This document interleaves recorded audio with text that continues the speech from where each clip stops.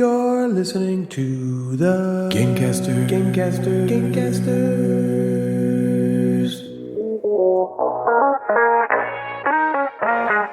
Natalie, Jeff, and Ryan are the Gamecasters, and they do a board game show, inboxes, and nooks and games, and top 5 lists, and sometimes there's fart jokes. Well, hello there, gamers, and welcome back to the show that keeps on showing. And when you hear it, we start growing. And before long, you begin going to the police. And now we're owing an explanation for all this showing and growing. And we say, I'm sorry, officer, but shows will be shows. And they say, this is 2024. You can't go showing and growing in front of your audience. That's Louis C.K. type behavior. And then we say, oh, shit, fine. I guess we'll stop before we get canceled. And he says, canceled? You're under arrest. And we say, for what? And he says, growing and showing, you imbecile. And we say, we're talking about downloads. What are you talking about? And he says, oh man, my mind was in the gutter. We say, it's okay. Citizens arrest. And then the tables turn, and now the canceller becomes the cancelee. Got him. Oh. Got him. So the other day, our power went out. Whenever our power goes out, now... Did we have... We had huge storms. Okay, I guess the other day... Oh, this is like the other week. This was like a couple weeks ago. Okay, yeah. We did have. There was some big storms where yes. like 200,000 people in our area were like out of power. I don't remember when we were kids, when the power went out, that it was out for like a week. Yeah, other than that one giant time where it was out for in 2003 or something. When the whole world say that blacked the weather is getting worse. They say? That's what isn't that why it's happening? Like our weather is more severe now. You mean because of climate change? I'm assuming. Oh shit. Oh boy! All right, stop getting political, Natalie. Jeez, Jeff, I'm not made for the power to be out. No. I am not built to rough it. Yeah. For some reason, you're still inside. But I'm roughing it. But it's the summer, so it's real hot, and he needs his air conditioning. Yeah. For some reason, whenever the power goes out, it just does not come back for days. Yeah. I'm convinced I would not last in the zombie apocalypse, not because the zombies would kill me, but because I would die of boredom and not being able to flush my toilet. And being too sweaty. I'd continually say stuff like, oh, it's so muggy in here. And Natalie would kill me from annoyance. Yeah. So our power goes out, and it used to go out every other weekend. Dave's was like that for a while, too. Yes. I remember. It would go out, and it would just go out. It would be a sunny day, and it would go out. You'd sneeze too hard, and the power would go out. It was ridiculous. And then, historically, Natalie would go out and try to touch the power lines. And fuse them together. Yeah. Well, this time the power went out, and DTE estimated it would be back the following day. Right. Okay, not too bad. Not too bad. Yeah. It was like 6:30 p.m. when it went out. We just read books and got tired and went to bed around 10. So it was fine. Yeah. The next day came, we had to go find somewhere to work because the power wasn't back on yet in the morning. And the girls didn't have school because their power was out of their school. I take Cameron to school, and then we have to figure out what the hell we're gonna do all day. We can't just go into the office because we have the girls. So we're fucking refugees at this point, looking for amnesty. We're fucking refugees. When the power's out, you're still fucking refugees. It's great. You have something to do. He's so I guess we can't play video games. We gotta go fuck refugees. We have to go fuck refugees. We leave the house and cannot find a place with power.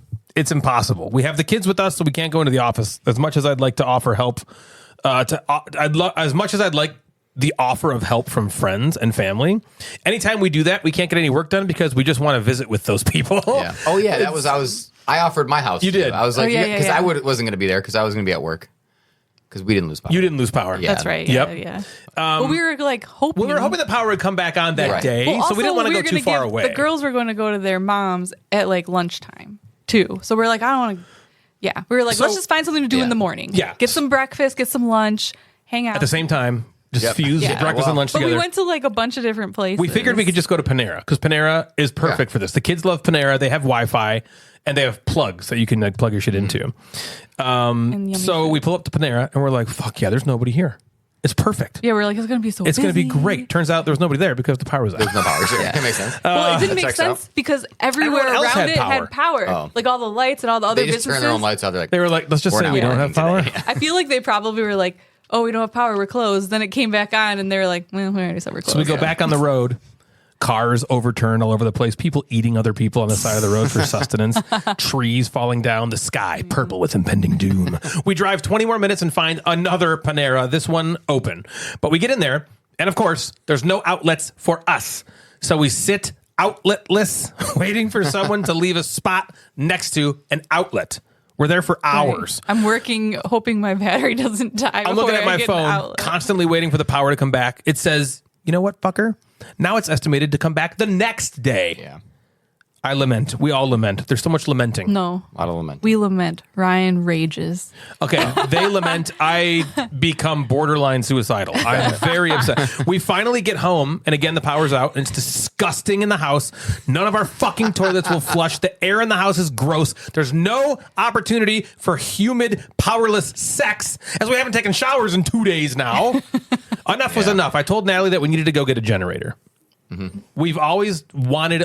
I have always wanted a generator, and every time the power goes out, I'm like, "See, we have to fucking we have to listen to our neighbors taunt us with their generators. We have to fuck refugees. We got to fuck refugees, and they're all uggos, and I don't like them. Yeah. And so we had just, of course, before the power went out, we had just gone grocery shopping. Right. As it always happens, right? Now all of our food we thought would be fine was completely fucking done. Wait, you kind of missed something though.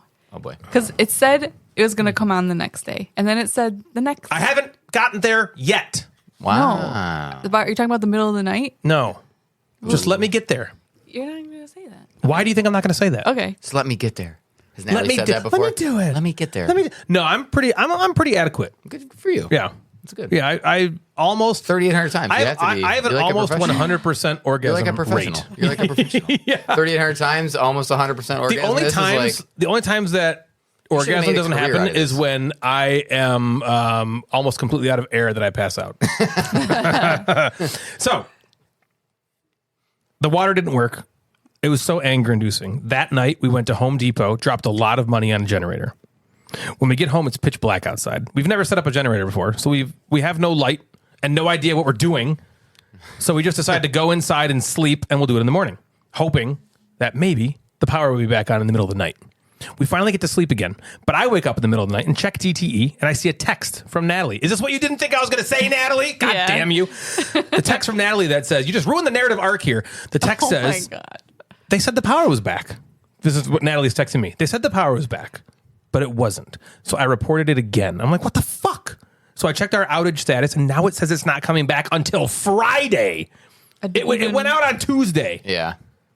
I began stomping around the basement at 5 a.m. like a video game end boss with anger about the power not being restored until Friday. I'm like, I'm so livid in the middle of the night. Yeah. I'm like, God damn, motherfucker. But oh well, it's okay. We have a generator. So in the morning, we figure it out and set it up.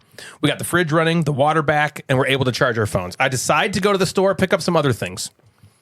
I'm about to go to Grand Con the next day. Friday is Grand Con day, and I'm leaving Natalie at home with the girls. That's right. So she was going to have to run the generator by herself, and she was kind of nervous about that. So I went to the store to get some, like this new gas can that would like empty the gas from the bottom, so she didn't have to pour it. She could just sit it on the generator, and it would just drain into it.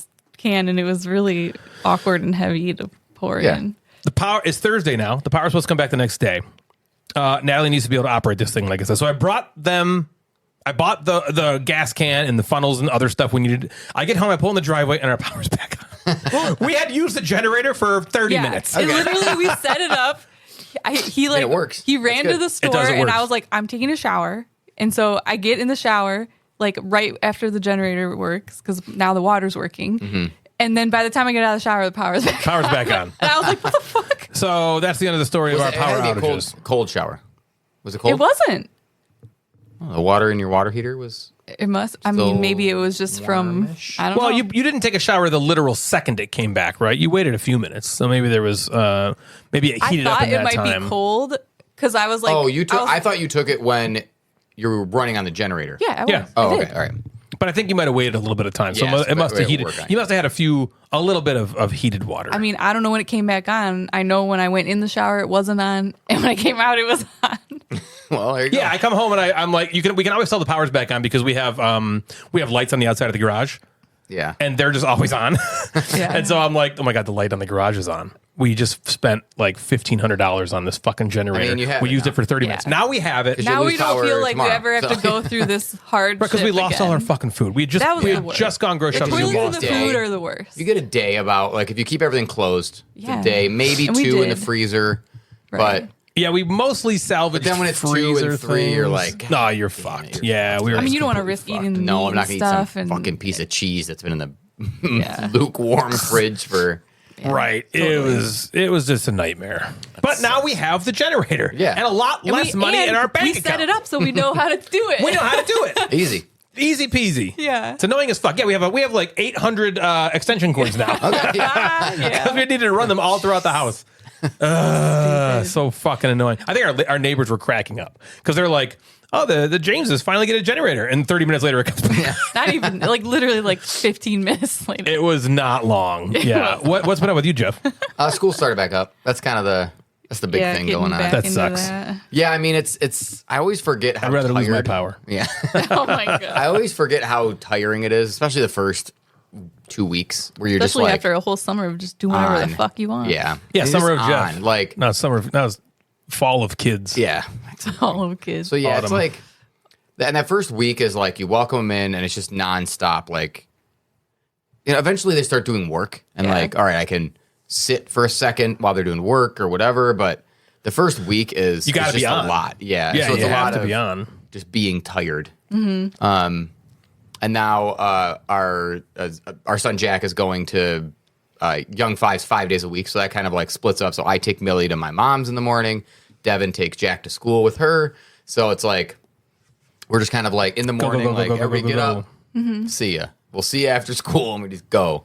But it's been fine. Like the first week, 2 weeks. Is it a little exciting for you? Like the first day for you see like the a kids? day. Yeah. It's like one, like Yeah. like 5 minutes. Because I mean, you got to. I would hate it personally, but I could see like, oh man, the fanfare and all the like the hustle and bustle that you Yeah. haven't had in months is Yeah. now back, and there's all that new energy. Yeah, I mean, You know? it's Yeah, always fresh like, start Right. kind of yeah, if thing. you're like a fresh start kind of person, because there's a lot of people in there that like fresh starts. This is, I get a whole bunch of them all the time. What if you're an I hate everything kind of person? That's kind of like what I am. I think. Yeah, like, don't Yeah. teach. Okay. Yeah, it's not. Yeah, not for you. It is not for me. but You'll there's a just get lot of pissed at things that everyone. I think all the teachers do. All the teachers do. Where you sit over the summer and you go, all right, I'm going to do this next. I'm going to do this, and you just sort of like change what you do, how you do things, and then the year starts, and you're like, you can change things. Like you can be kind of a different teacher than you were the year before if you want to be. Right. You're a violent teacher And this that's year. just fine. Well, I was violent last year. That continued. Okay, Yeah, that's the the same. What are you Staple. adding on Yeah. top of it? Now you carry a More knife. violence.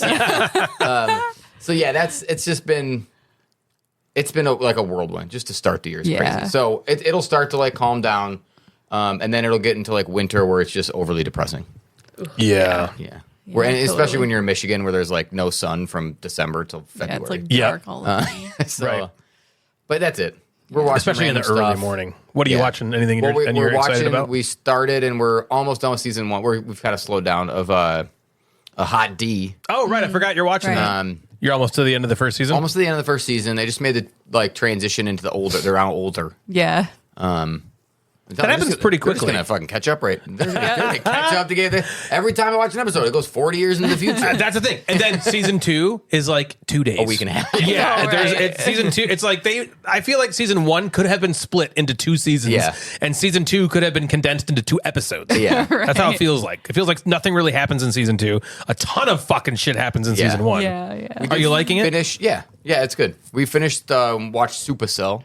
Oh, Yeah, did you you? was did? good. Yeah. Oh, Yeah, cool. it Good was- show, I do right? think that whole thing, and maybe you said this, the whole first season was kind of like just a prequel to the next season. Yeah. It was like- prepping Yeah. you. It was for like, okay, here's a Well, bunch because of they don't know what the hell's going on yeah. yet. It Yeah. could have been like if it was a 10 season or 10 episode long thing, could have been like that whole first season could have been the first 2 episodes, Right. And then the rest of it. And then 'cause now yeah. they haven't even like the conflict. There's no conflict yet. Yeah. The conflict is right at the end, Right. Yeah. And you're like, where's the second season? So that was cool.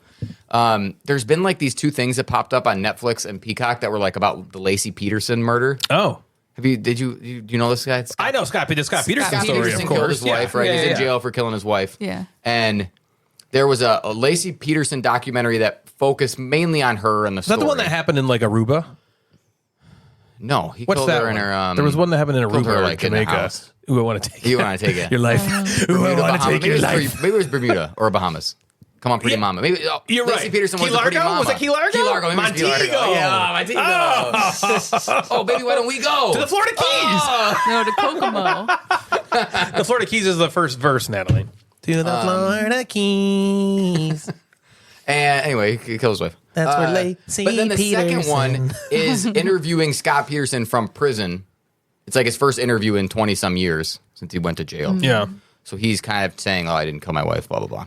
Yeah. And I don't know if it's L.A. or wherever he's in prison has picked up him as a client for like the Innocence Project. Sorry. Yeah. Natalie Holloway, the Jordan Vandersloot is the Aruba killing I was thinking yeah. of. All right. Yeah. I knew I was one of those was an Aruba. No, Jamaica. they just think Scott Peterson killed Lacey Peterson like in their house. Or, Okay. like, just in the back or whatever. Yeah. So that was just kind of I don't know what made both of these come out at the same time or why. Yeah, that's weird. You know, the Jamesian Jamesian effect. effect. Where Yeah. just, like, Jamesian things effect's just happening. pop up. But we watched those random things and I was like, okay, well.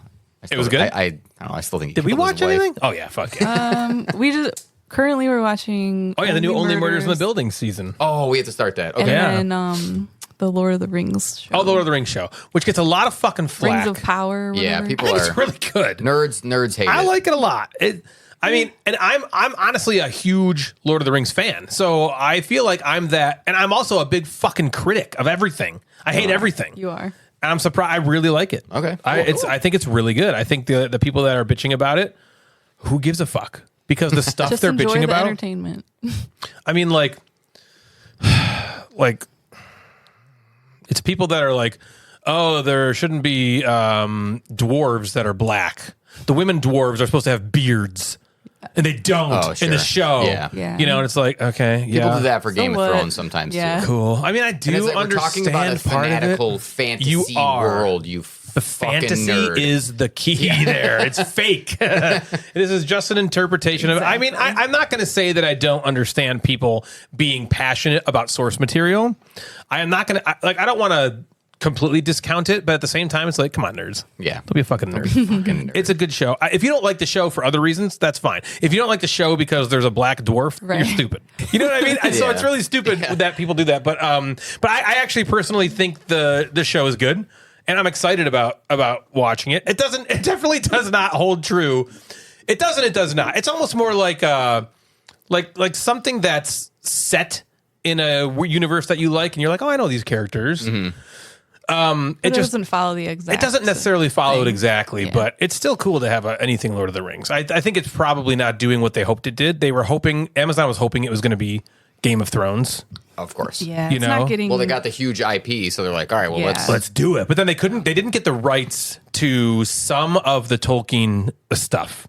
So a lot of the reason, the Tolkien estate was like, no, you can't do this. It's like Flandolf instead of Gandalf. No, it's like, well, actually, we don't know yet if there's okay. No, Yeah, most of the character names are the same, but there's one book or two books that they didn't get the rights to. So it's like they can't actually go exactly based on it. They have to kind of round about it. Well, so they're if skipping people know that, then you can't expect it to be the same. Well, a lot of people that are hating on it are not. They're pretending that that's not why they're mad. Oh. They're either hating on it for the stuff, like I said before, like the color skin of the elves and dwarves that Tolkien did not talk about, or they're saying it's horror. It's very poorly acted and written, which is a fair criticism. I don't agree with it, but I think it's written pretty well. Sure, if I that's think what the you think, actors then are that's what pretty you good. think. There's no- Yeah. And I don't disparage anybody for thinking that, but Yeah. I personally think it's good. So, Only Murders in the Building, always awesome. Yeah, we have to Yeah, watch that. I same think we as haven't visual. watched that because your Hulu has logged out in my basement. So at some point I'll be Just have to texting get you the- for you need to the log in code or already. whatever. Here's Yeah. one Totally. thing that I like about Only Murders in the Building that I think it does better than almost every other show that's ever been out. It's very consistent. It doesn't take forever for a new season. yeah, You know what I They're, mean? Like yearly. Especially more recently. They're probably right, where there's- we got Steve Martin and we got Martin Martin Short. Short, and they're not spring chickens, Steve so we Martin got to do Short, this yeah. now.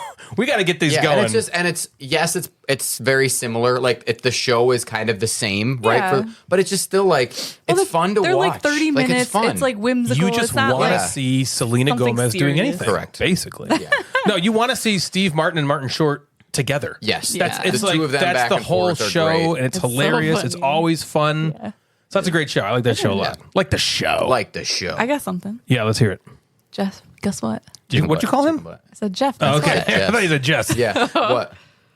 Your name's Jess now. I'm gonna go to Japan next month. What? Yeah. Just like Yeah, with her mom. Yes. by yourself? Oh, No, yeah. My mom called me one day and she was like, "So So I'm going to. So you're coming to Japan with me? I have this opportunity to go to Japan. Yeah. I think I'm gonna go either way by myself, but if you want to go," and I was kind of like, what? like that Japan wasn't even like in my mind ever about Ryan ever is I've going never heard of jealous. Japan until Yeah. a I couple just mean weeks like ago. it wasn't even like on my list of places Yeah, I want Jack to go. knows. Ryan's very jealous. Yeah, it's like if I had to Yeah. pick a place to go, that would be Yeah. number one. So anyways, it's happening. Like it's my mom has this friend who is a flight attendant, and apparently they get these We've things. talked about this person before. Do you remember the story we told about the you can't have two forks? Oh yes. That's this That's lady. this Okay. lady. Yeah. Sounds like it's gonna be fun. Well, she's just the flight. She's basically she gets so many like buddy passes per year. So Chris Sure. goes. Yeah. Chris, and so we can goes, get cool. like a really good Dave sometimes. a really big discount on a flight. And so like the flight is like super cheap. And on top of that, she said that she can upgrade us as high up as possible as long as there's like On the open flight, seats. you can be the pilot. Yeah.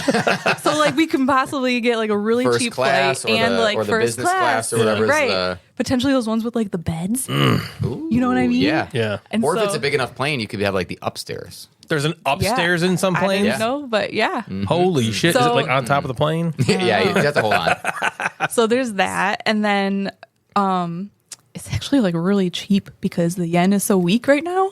Oh. Everything there's so cheap. Poor yen. I know, dang yen. Poor I yen. know, and so I was just because like You mean the dollar's so good? Yeah, dollar's Oh, yeah. strong. USD. my concern was like, oh, it's going to be a lot of money. It's such short notice, blah blah blah, and Ryan was like encouraging me like, you should go. just fucking Like, go. This is Yeah, cool. yeah. I YOLO, mean, how motherfucker. right? So I was like, okay. YOLO. And This so, isn't like a generator where you're like, I did it. No, you're going. Should we go do to the- this? Right, yeah, Like yeah. I could If you have an go- opportunity, I'm yeah. going to Japan next month. Yeah, you are. That's sweet. I know. You gonna buy Ryan some stuff? Yes. Yeah. I want her to get me Slate and Shell Ghost Stones. He's getting mad at me because Some I've been ghost stones. watching I don't know. Japan I don't know travel. this She one. keeps watching Japanese travel videos and on my YouTube account. So now I'm like going, Oh, they're great. all over my Yeah, you're algorithm. like, thanks. I'm like, what the fuck are you doing? Go on your own YouTube account. Yeah, Well, yours is on the TV. That's where I was watching it. that's very cool. It's all right. But Well, yeah, the I'm very video are cute, excited. so. I think we're gonna go to Tokyo, Kyoto, and Osaka, but it's not all planned yet because we still have to like figure out exactly when we're going. Yeah, you're not even totally sure when you're going. Just sometime next Yeah. month. No, sometime. I have like Just be ready. I might call you. Yeah. We're right. leaving. Going to the airport. yeah. There's like 3 potential dates. We just have to like figure it out. But anyway, Man. So, That's yeah, going to be sweet. that's I kind can't of wait to see pictures of exciting. that stuff. I'm a little nervous, but I'm excited.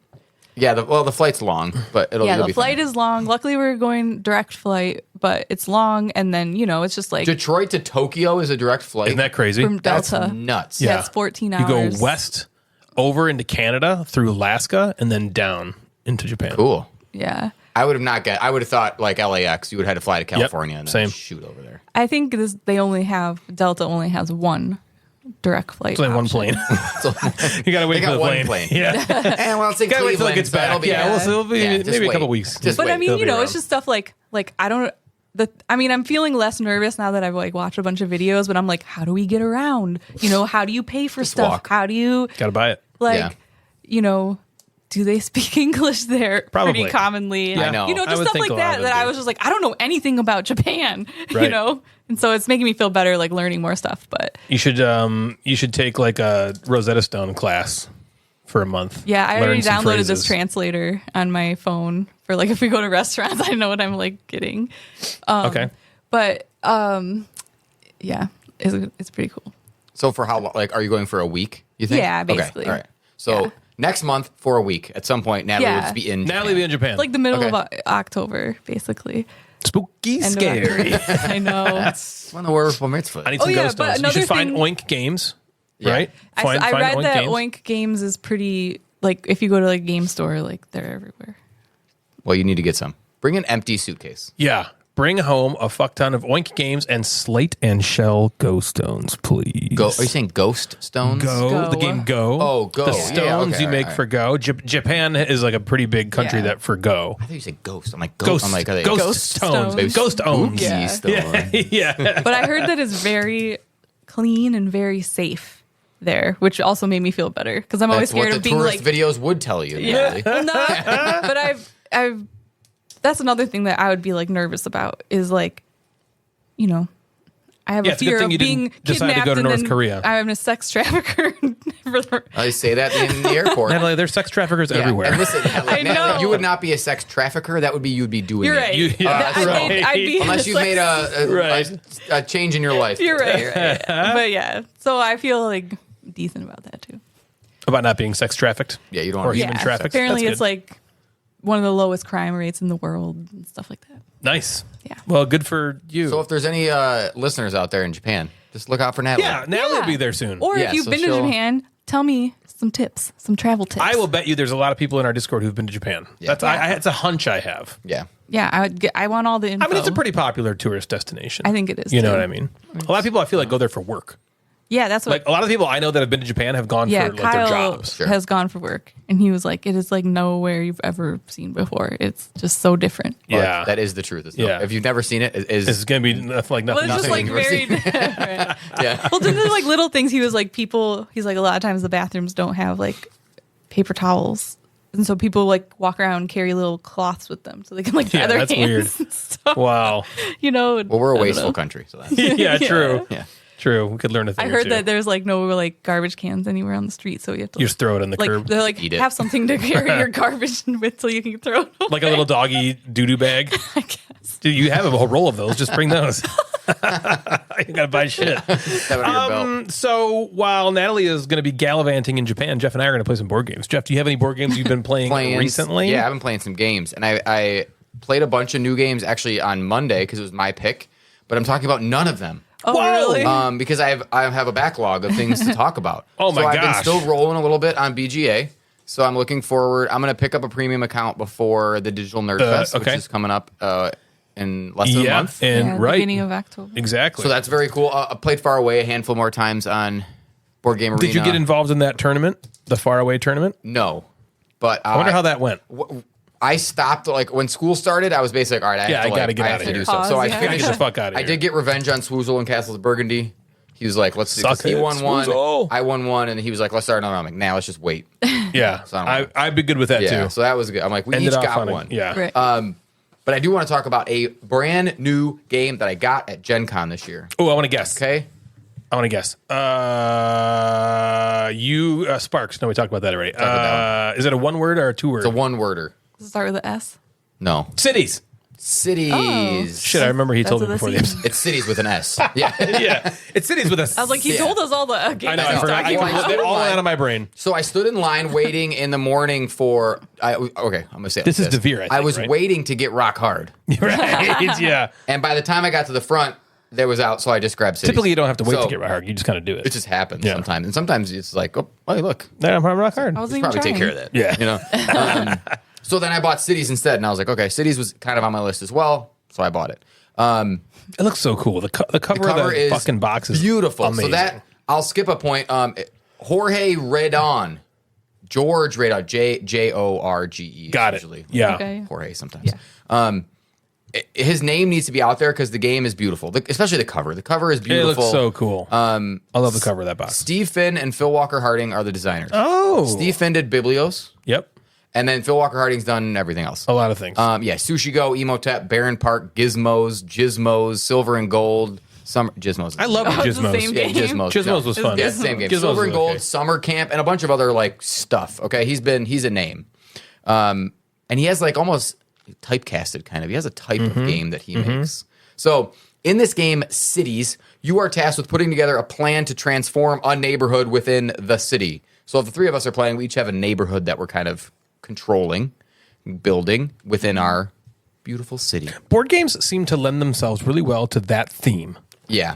There are a lot of games that have a city building kind of Yeah, theme or a that's city true. theme. There's nothing, and I'll get to this at the end. There's nothing that's gonna jump out to you and be like, "Wow, what a theme! What a Right. mechanism!" Right? Yeah. Because it's city building, and that there's like three mechanisms that is city building. Honestly, and when that's I what it is. hear anything with city building, I'm kind of like, eh. Yeah. And then you see the cover of that box. Yeah. That would draw me in. Yeah, it definitely did. And it's like a smaller box. It's like just a straight square almost, and it's anyway. So you have this main board. The main board, you pick a city to start with, which has some objectives and scoring things in it. And what was cool is the promo tile for buying it at Gen Con was you got the city of Indianapolis on one side, that's cool. and you got Essen on the other side. Oh, which was cool. nice. Because it's going to be a big release too at Essen in Europe as well. So the main board has basically 4 rows, and in each row they hold the scoring cards, the neighborhood tiles, the feature tiles, and sets of buildings. So on your turn, you place 1 worker to take one of those things, but you can only have each of you can only have 1 worker per row.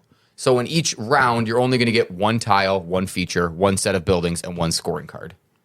That makes sense? Yep. That's kind of it. If you're playing with 2 people, you get 2 people per row. So the game kind of speeds up with 2 people that way. And the players basically use the city tiles to build a 3x3 neighborhood. Again, nothing's shocking here. You're going to place the feature tiles on the parks and the waterways that have different things. You want different sets of these features. And then you're going to use these plastic buildings to either, place them individually or stack them up onto building spaces. Doing all of this to try to meet your scoring cards, you get 1 a round. You'll end up with 8 different scoring cards, 1 per round that you play. Okay. As well as the common city objective. So like the city of Indianapolis has its own way that it's going to score, as well as the cards that you grab throughout the game.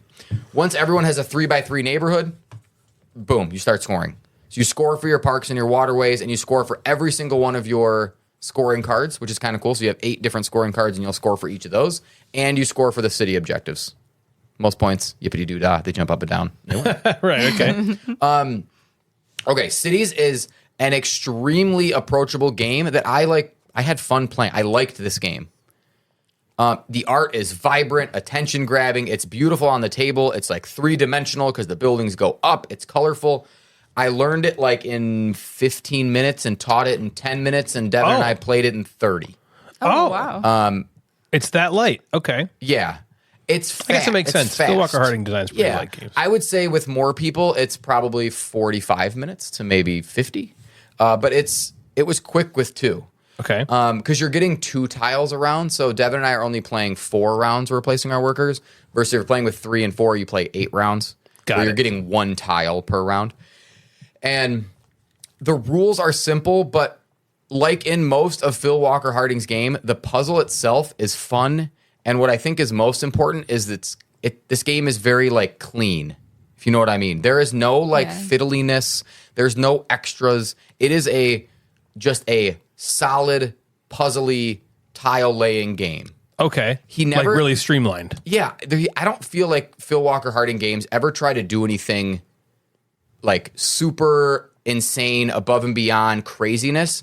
He just, for some reason, makes very streamlined, just clean games. I completely agree with that.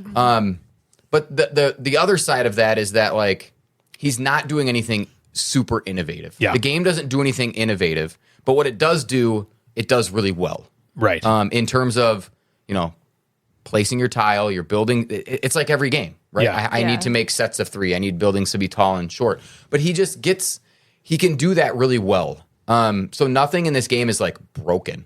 Okay. I really liked that you have to have 1 worker per row. So if Ryan takes the tile right away and Natalie takes the tile on the next one, I now know that I'm going to get the leftover tile in that row. So I don't need to take the tile right now because you can't take it. Natalie can't take it, right? I'll go to the next one. I'll go to my next best choice. So there were some cool choices in there of not necessarily what I want, but when I want to take it. Is the scoring card more important than the buildings? Are the buildings more important than the tile? Do I really want that feature? It's the only one there. There are also some tiles that are face down, so you don't want to be left with the face down tile. Shit, if I don't take that first, I might be with the face down tile, and fuck if I know what that's going to be. Right, you don't want to do that. So that I thought was the maybe the uniqueness in the game. The thing? That was the thing, was 1 per row. And it allowed you had to figure out and weigh which one you wanted first. And then also play the game of, I can wait for that one. I'll take what I need, and then I'll just get whatever's left in the other rows. And that was cool. I liked that. And inevitably, someone's going to take the other thing that you wanted, and that's the game. That's life. Devin was just consistently taking the things I felt like I wanted, but I wanted them always second. I was like, I'm going to take that one first, and then I want that one second. Yeah. And Devin immediately took that. She's like, nah, that's for me. I'm going to take that one. But that was good. I felt like, okay, that's where the bigger decision points are. The tiles, usually when you take them, I don't want to say they place themselves sort of like tile laying games. Yeah. But they usually do. You have your scoring cards in front of you. You have to make them match. Yeah. But what's also cool is you get a new scoring card every single round. Okay. So you could double them up. Like maybe you get 1 point per building that's 2 or higher. Okay. And maybe that scoring card comes out again and you could grab it again. Now you get like 2 points per thing. So you could like stack them up, which is great. Or you just have you just take these cards that just kind of fit what you're doing. You might just not score one because that might be your 4th pick and it didn't have anything in your city for it.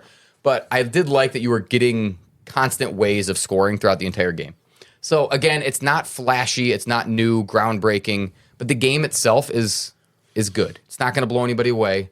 I have doubts of how long maybe it's going to last. Shelf life. Yep. Yeah. So do I play through the cities, the different city boards, like the scoring objectives? Do I play those 5 times and then go, okay, is there one that's really challenging? Are there really challenging ones? Are they maybe different enough to care to play them and all even? That I don't know. But it will, like all of Phil Walker Harding's game, it will bring a lot of people to the table.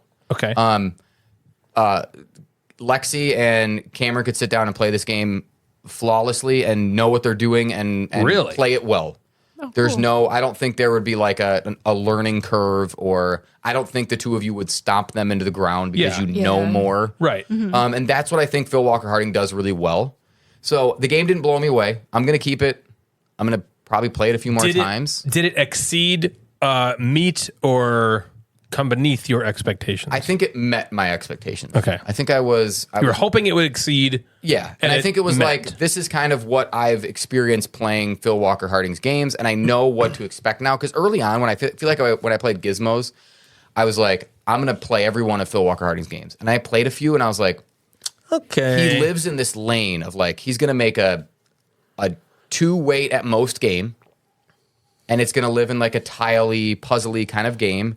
And I have a lot of those. And it's gonna be just about good, not great, or a little better. Yeah. It's rarely like worse. Right. Rarely worse. But I feel like for me, most of his games are usually in the good, not great territory. Yeah. Like I list these games. Maybe a little more. Like Sushi Go might be honestly maybe like, that's probably his most popular in terms of like sales. But Yeah, like probably. Emotep, Good. good. Barron Park, good. Good. Gizmos, cool. Had a Good. little thing. Yeah. Right? Silver and Gold, that rolling right. Good game. Good. Summer Camp, people like. We didn't play that one, but yeah, Like, there's I've like- heard that's good. And now this one, I'm like, these are all good. Yeah. I want him to just like try to do something that's like Great. Yeah, great. a little Just more go than out good. there and make a fucking board and dice Good worker is placement okay, game. but amazing would be great. Yeah. So hey, that was Cities. Again, I'm happy. But don't go in thinking that this might be like a heavy game or a game that's going to maybe stay on your shelf forever. Unless you're great at introducing things or you want to keep it around for the family or, Yeah. Yeah. the lighter game nights that you have. So that was Cities by DeVere. DeVere. Okay, DeVere. A few years ago, DeVere was like the weird kid on the block. Yeah. Yeah. They were I newer, but still they feel like had like the that's what I weird think of them titles, as. not just Silk. Yeah. They had some. We know how Natalie feels about all Silk. you Severe can think equals about. Silk. But they had some other games that were kind of like, okay. And then they came out with Red Cathedral, and it was like, ooh. But that even Red Cathedral felt like lucky. Sure. Like, okay, they hit one. Yeah. Like, okay, cool. Good for them. That's going to be their game. And then they just suddenly have gone to the upper echelons of a publisher that I'm always curious always about a looking at. title that comes La out. Cremosa came out, and I was like, okay, like they're doing some things. And again, yeah, they had some of those like little smaller games that were fine. You're like, okay, let me take notes of this. But now, yeah, it's like White Castle comes out. White Castle. They have the one another, you like. Is that one you like? Not Bamboo. I like Bamboo. Is that the I don't one? know if it's Bamboo DeVere. What's the one with the? Maybe. Is Bamboo DeVere? I think so. Isn't it? But that was good. Anyway, the White Castle. No bamboo. Bitoku is DeVere. Bitoku. That's what I was thinking of. Oh, Bitoku. yeah. So they Bitoku's that they big had one that some you like. big, yeah, Right. And now Cities is a bit rock hard. that was Like does big. They got some Yeah, big titles. Yeah. They were 2 of the top 5, I bet, in the hotness for Gen Con. They on the are VGG. So A publisher to watch now. Yeah. They were the weird kid on the block. They are now the awesome kid on the block. I don't crushing know. it. They're just one of the regulars. So, like I mentioned briefly in the intro there, I went to Grand Con with Cameron for their 10th anniversary. I can't believe it's only been 10 years. It's become somewhat of a tradition at this point for me and him to go to Grand Con. Yeah, so they've been doing it like their first one was in 2013. But they took a year off for COVID, maybe 2 years. Oh, yeah. Right? So it's really been, this is really like year 12. Nerdfest will probably catch up to them. I know. That's what I'm saying. Just We keep should on run through doing a it. year. And then, Yeah. Like I said, for Cameron and me, it's become kind of a tradition. It was just him and me last year. And just him and me again this year. Natalie stayed home with the girls doing girl things like, I don't know, makeup and clothes and gossiping and giggling about boys. And Cameron and I sat in chairs playing board games for 3 days. It was glorious. I think of their 10 shows, I've been to 8 or 9 of them. Okay. Damn. Which is crazy to me. It's also crazy to me to think that, Jeff, you haven't even been to one. I got to get you out to one. Yeah. It's We gotta the get you out to one there worst fucking sometime. weekend of the year. 'cause I It's know. Yeah, like, right. It's right when school Why don't I starts. do that? But one of these Yes. times, maybe if I can just get out there for like Friday, spend the night, leave Saturday Yeah, kind of it's thing. only 2 hours Yeah. away. Right, it's easy. It's I a do it lot for of fucking fun. Origins. I drive 4.5 It's a hours. really Right. cool feeling. I mean, it's the biggest convention in Michigan. Yeah. For now. And it's a really fun time, and it feels It is like cool. nothing. It's like, because it's like not as big as Origins or Gen Con, obviously. Right. But it's bigger than all the little conventions you've been to. Yeah, the So Michicons it's, and yeah, the- so it's yeah. like, it feels, I don't know, it exists in this unique space. Yeah. You know, and it's just really fun. I think you'd have a great time. It's all about playing. And the city's great. I mean, Grand Yeah, Rapids Grand is Rapids awesome. is Yeah. so cool. Grand Rapids is really nice. So Grand Con was great this year. There were lots of vendors, lots of stuff to both see and do. You could buy food, which was a lifesaver this year, and a wallet drainer, $20 for a hot dog, some fries, and a drink. Buzz, Holy your girlfriend. shit. Woof. But so we got and played 3 games that I want to talk about this year. First up is a game that I was not honestly super excited about when I first saw it. The art on the box is beautiful. There's no doubt about that, but it didn't grab me. Even the name, The Forges of Ravenshire, didn't grab me either. Not for any reason I can necessarily pinpoint. It's a little generic. It's on the maybe. generic It's just side. kind of like it's on the generic side. It's like name generator. Yeah, almost. as almost Yeah. name generator kind of name. It did not get my grower showing exactly. Some games make my grower show without seeing anything else, and I'm attracted to those. This one did not do anything to my grower. My power little grower. But then at Grand Con, and while Cameron and I were walking and looking at the vendors, this guy comes up to us. We'll call him Joe because that was his name. Okay, good and he idea. says, "Listen up here, you two little biz niches. Have I got a game for you?" And I couldn't help but notice you're looking over this game, Forges of Ravenshire, which was the booth we were right in front of at the time.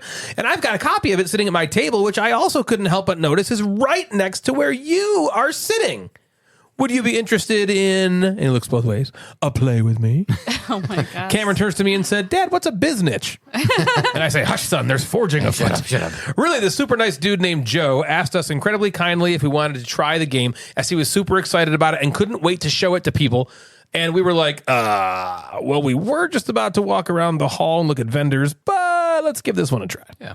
We sat down with Joe at the table, and what a nice freaking guy this guy is. He's so personable and kind and friendly and well-spoken, and I liked him instantly. He's teaching us the game, and eventually I tell him that we do a gaming podcast called the Gamecasters, and he's like, "Oh, really? That's great. I do a podcast, too." And I'm like, "Oh, really? What's it called?" And he says, "The Christian Board Gamers Podcast." I Oh, instantly boy. felt a flame rise up beneath me as I had just told this wonderfully kind-hearted Christian man about our podcast that says fuck and shit and poop and pee and farts and waffle stomp and other sorts of debauchery and sacrilegious behavior. I gulped and said, "Well, maybe don't listen to us." It was awkward and hilarious. We both laughed about it, and then he taught us the Forges of Ravenshire. In the Forges of Ravenshire, players are placing and taking dice to collect resources, to complete contract cards, to earn enough money to win the game. On the table, this game looked crazy cool. Each player gets a DLPB, which of course is a dual-layer player board, and 3 dice. Your player board has 2 hemispheres on it. On the left side, you have spots for dice and icons printed below those spots. On the right side, you have other places for dice and all of your common resource tracks. The main board consists of areas to place workers with 2 spots for dice to sit on each one of these areas. One of the spots is seated randomly with dice at the beginning of the game. Everyone rolls their 3 dice at the beginning, and here we go. On your turn, you simply do one really cool thing. Spoiler alert. You place one of your dice on a spot on the main board to take the action, which is mostly just gaining resources, depending on the number of the die you chose. You then take another die off the board and get resources equal to its number. You then place this die that you just took onto the left side of your DLPB, depending on the color of the die. There are 3 colors of dice and 3 columns to place them on the left side of your DLPB. Once you place it, you then collect all the stuff from the icons below that die. So every turn sees you getting a boon of resources. And you need these resources to complete contract cards. The cards have resource requirements. And after each player has placed a die and taken a die 3 times, everyone moves on to the next phase of the game, which is they take the 3 dice they have on the left side of the board and now place them on their right side of the board, which gets them even more stuff. And then after they've gotten all their stuff, they can now complete those contract cards to earn the sweet cash reward. And cash is king in this game. There's no points. It's just money. Most money wins. Okay. So that's the game. You do all of what I just said 4 times, and then whoever has the most money is the winner. So, Natalie, what did we like about Forges of Ravenshire? I'm going to go first because last time I was trying to do this in a conversational thing, and you just said everything at once. I won't. Well, we can have a conversation. But it's okay because that's what I used to do every time. So it's not like it's a big deal. Well, I'll start. No. What did you forethoughtly think about this, Jeff? This game was on my look at Gen Con list. Yeah. And it's something that I was jealous that you were playing it. I was like, sweet. So I'm very excited to play it. You're going, well, I don't want to say anything yet of what I think about it. So I would be remiss before we talk about this, Natalie, if I didn't first talk about the game's designer who I met named Sam Stockton. This dude, well, maybe he wasn't actually a dude. He was more of like a fella. Ooh.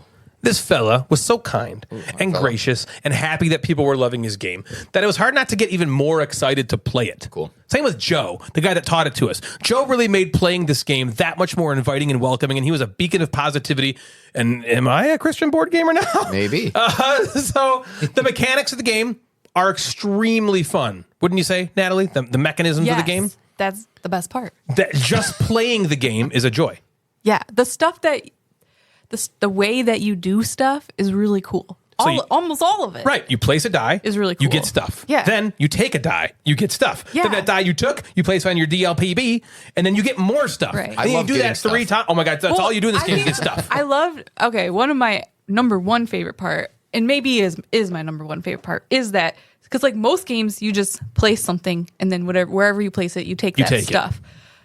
But usually you can't, and in this game too, you can't place something where there's no room to place it. Right. But it doesn't matter because in that same turn, you also pick something up. And so if there's something you want to take, but it's full, that's okay because you just take something away and then still take the action. Right. You can take it. That's fucking sweet.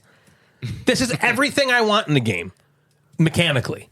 You just get stuff constantly. Every turn feels so good. And then on the top of that, you're like, the dice that you're taking, depending on like the color and the number, gets you like more things, like if you put the color, you can like run this little engine thing. You get a little engine to run. Or like based on the number on the right side of your board, you can like just do any action that you want. And the action is just how good it is based on the number that you put there. Yep. I like stuff. It's all really cool. Oh, yeah.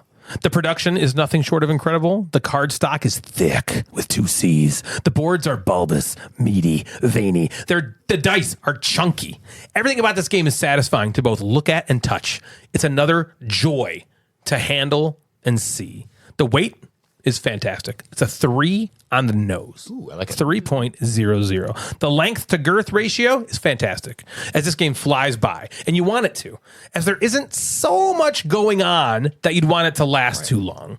It's essentially a resource conversion puzzle. That's the whole game. How can I convert my resources into money faster than you? Perfect. The last thing I'll say about how much I liked about it is that it felt really smooth to play. You look at it on the table, and it's this enormous table hog. But the second you learn and start playing, you realize it's like a lot of games like this. It's insanely simple. Easy it's peasy. so simple. I would never have to look at the rule book again playing this game. Because you literally just place a die, you take the resources shown on the board. Then anywhere else on the board, you take a die. Get the resources shown of the dice you took. Then you just place that dice on your player board. And then if you took a green die, I place it in the green column. And now there's underneath that die, I have tiles and I just do all that stuff. And then you do that 3 times. And then you take those dice, put them on the other side of your board. And then you fulfill contracts and get money. That's all you're doing. It's like boop, boop, boop, boop, boop. So easy. Anything else you liked about it, Natalie? Nope. Oh, Oh boy. Right. So let's get into the things maybe we didn't like so much. So all the stuff that we said, that's not to say the game doesn't have some things that might keep Natalie and me from wanting to play it over and over and over again. But I'm going to let Natalie talk about this because Natalie is the one that has the majority of stuff to say here. So Natalie, what did you not like about the Forges of Ravenshire? There's two kind of main things. So like I said, doing all that stuff and some of the mechanics were really cool. And I liked that. And so, what is there, 4 rounds, you said? Yes. So we play the first round, and I'm like, sweet, this is cool. And then we play the second round, and then we play the third round. And he's like, what do you think? You know, we got 1 round left. What do you think? And I'm like, Halfway, how do you feel? Yeah. I'm just doing the same exact thing over and over. And I was like, that part is, it's like the way you do stuff is really cool, but what you're doing is kind of boring. So for me, here's the problem, I think. The reason why it's boring. Okay, there are, I don't know, let's say there's like 5 normal resources and then several more rare resources or whatever. Yeah. Typically in a game, the rare resources or even some of let's say you have higher end let's say you common have resources, wood, and then you want to turn it into coal. Usually you have like wood, and then you have to do some process to get coal. Well, wood and coal and all of the stuff, steel and everything, you could just get in any way or space that you want. Yeah, like if I want wood, I just get it. If I want coal, I just get it. I don't need to turn the wood into the coal necessarily. I mean, kind of, but not really, because like I could turn it into coal one way, or I could just go on the board and just get some coal, or I could just get some whatever. And so literally the whole time you have a card that you're trying to fulfill. It's not hard to get any of the resources because there's a million ways to get all of them. Yep. There's no like get this then turn into this so you can get, you know what I mean? Is the game to try to find the most efficient way to do that? Yes. Yeah. And so even like the rare resources, they weren't that hard to get either. True. You know, just go to a space and get them. Okay, easy. So like I said, the way that you get stuff was cool, and I liked that. But then by like the 3rd round, 4th round, I was kind of like, I'm literally going through this whole same exact process that I did the last like several rounds. Yeah, it didn't really and that ramp. part wasn't, and I'm not saying it was bad, but it was almost a little bit of a letdown because I was like expecting it to ramp. I was like, okay, by the end I'm going to be fulfilling like 3 cards in 1 round because I'm ramping up. No, it's just kind of the same ish. I mean, you have a little bit of ramp up because you get some things that you add to your board or you upgrade some things. So it's not, that's not true. It's also cool. But I guess it just didn't feel like exciting to me. So I was kind of just felt like meh about it. I didn't feel that way until she said that. And then I was kind of like, you know what? That's a good point. So mechanically, this game is such a joy just to play it. Yeah, there's some really cool just stuff. Playing the game, taking the actions is fun. But Natalie made a really good point that sometimes, and that's probably speaks to the weight of a 3 yeah, even. That's true. There's not there's not like another layer to right. it. It's literally just you're getting everything you do gives you resources. Yeah. How can, like you said, Jeff, how can I get my resources a little bit more efficiently than you? Yeah. So I can complete 2 contracts this round while you're only completing 1. And then now I have a bunch of money on you and I can use that money to help me get even more, and you steamroll even like bit. Ryan tried like there's 3 levels of contracts, but you can't get the higher levels until you get up on this one track. And so I got up on that track really quick.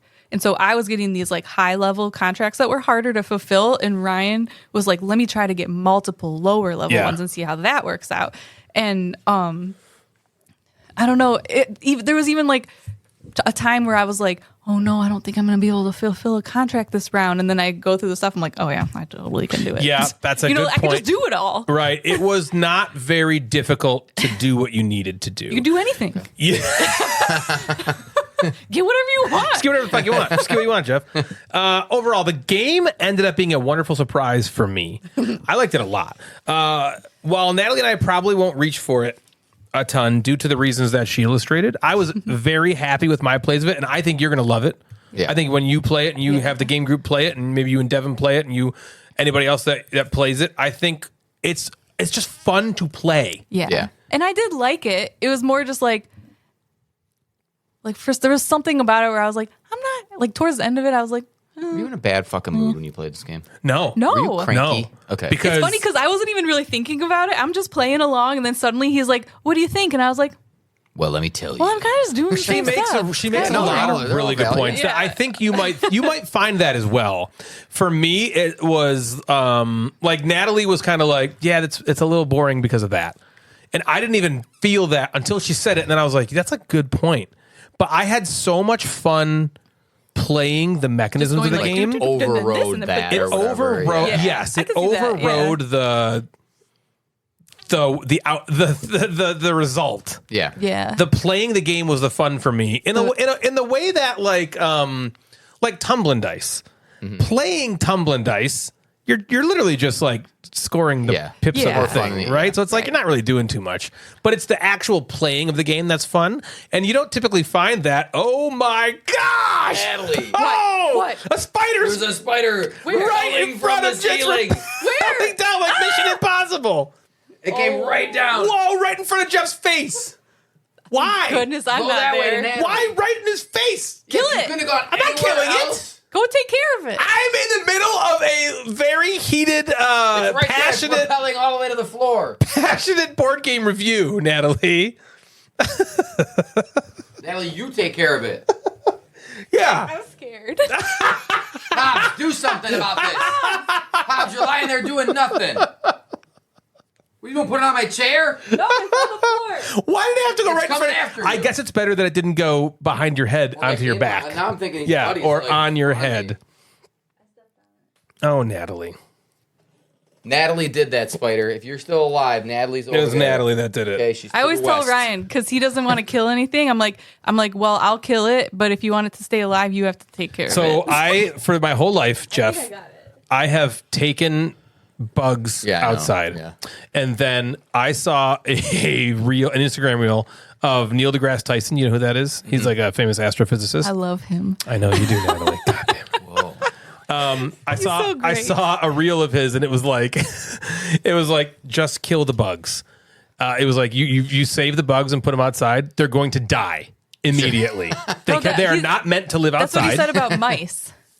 It was, No. Oh, the thing I heard him say was about mice. He's like, there's mice sometimes in your house or whatever, and he's like, Maybe it was mice. he's like, if you You're put right. it outside, it'll die faster than if you just let it live in your house because of like all these outside. I thought it was reasons. spiders, So but just maybe let it was live in your mice. house. Let the mice Yeah, I'll live in just your let house. the mice Yeah. live in the house. Yeah, I mean they are kind Sorry, of cute. sorry for that distraction. My stance That was the is, spider's fault. My stance is the spider is trespassing. They have the whole outside. Don't come in here or else you're gonna die. Hold So out. okay, last Anyways. note on Forges of Ravenshire. Yeah. Okay. I typically don't find a Euro game that has mechanisms that I just really love to push and pull without the payoff.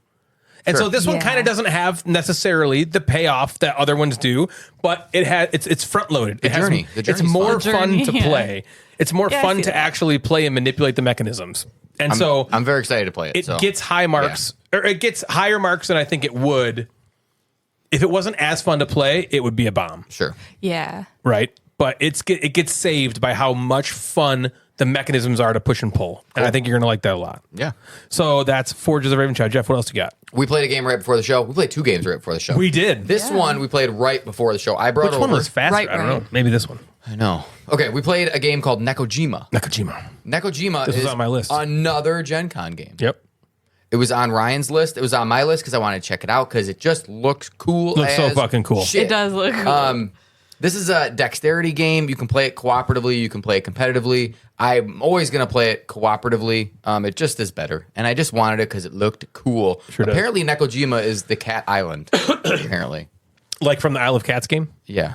Is Nekojima in Japan? You should go to Nekojima. I was wondering that. It kind of sounds like a Japanese. Go and get me some. Bring me some cats back. Yeah, get a cat. Just give me. Yeah, just my give me a mom really handful. wants to go to a cat cafe there. What does that mean? Cat Faye. It's like a cafe that just a bunch of cats like hang out in. Are You they can the pet 'em waiters? and What do stuff. they do? Yeah, do they, They wear just, like like, chill. tuxedos? Oh. They just chill. Yeah, you pet them while you drink your little drink that you get there. I don't know. Are they like feral? Do they like No. come after you? Right. Who like You got to dodge the cats. Yeah. I think You gotta cats fight are a them. big deal in big deal? Japan. That's No, you're thinking Egypt.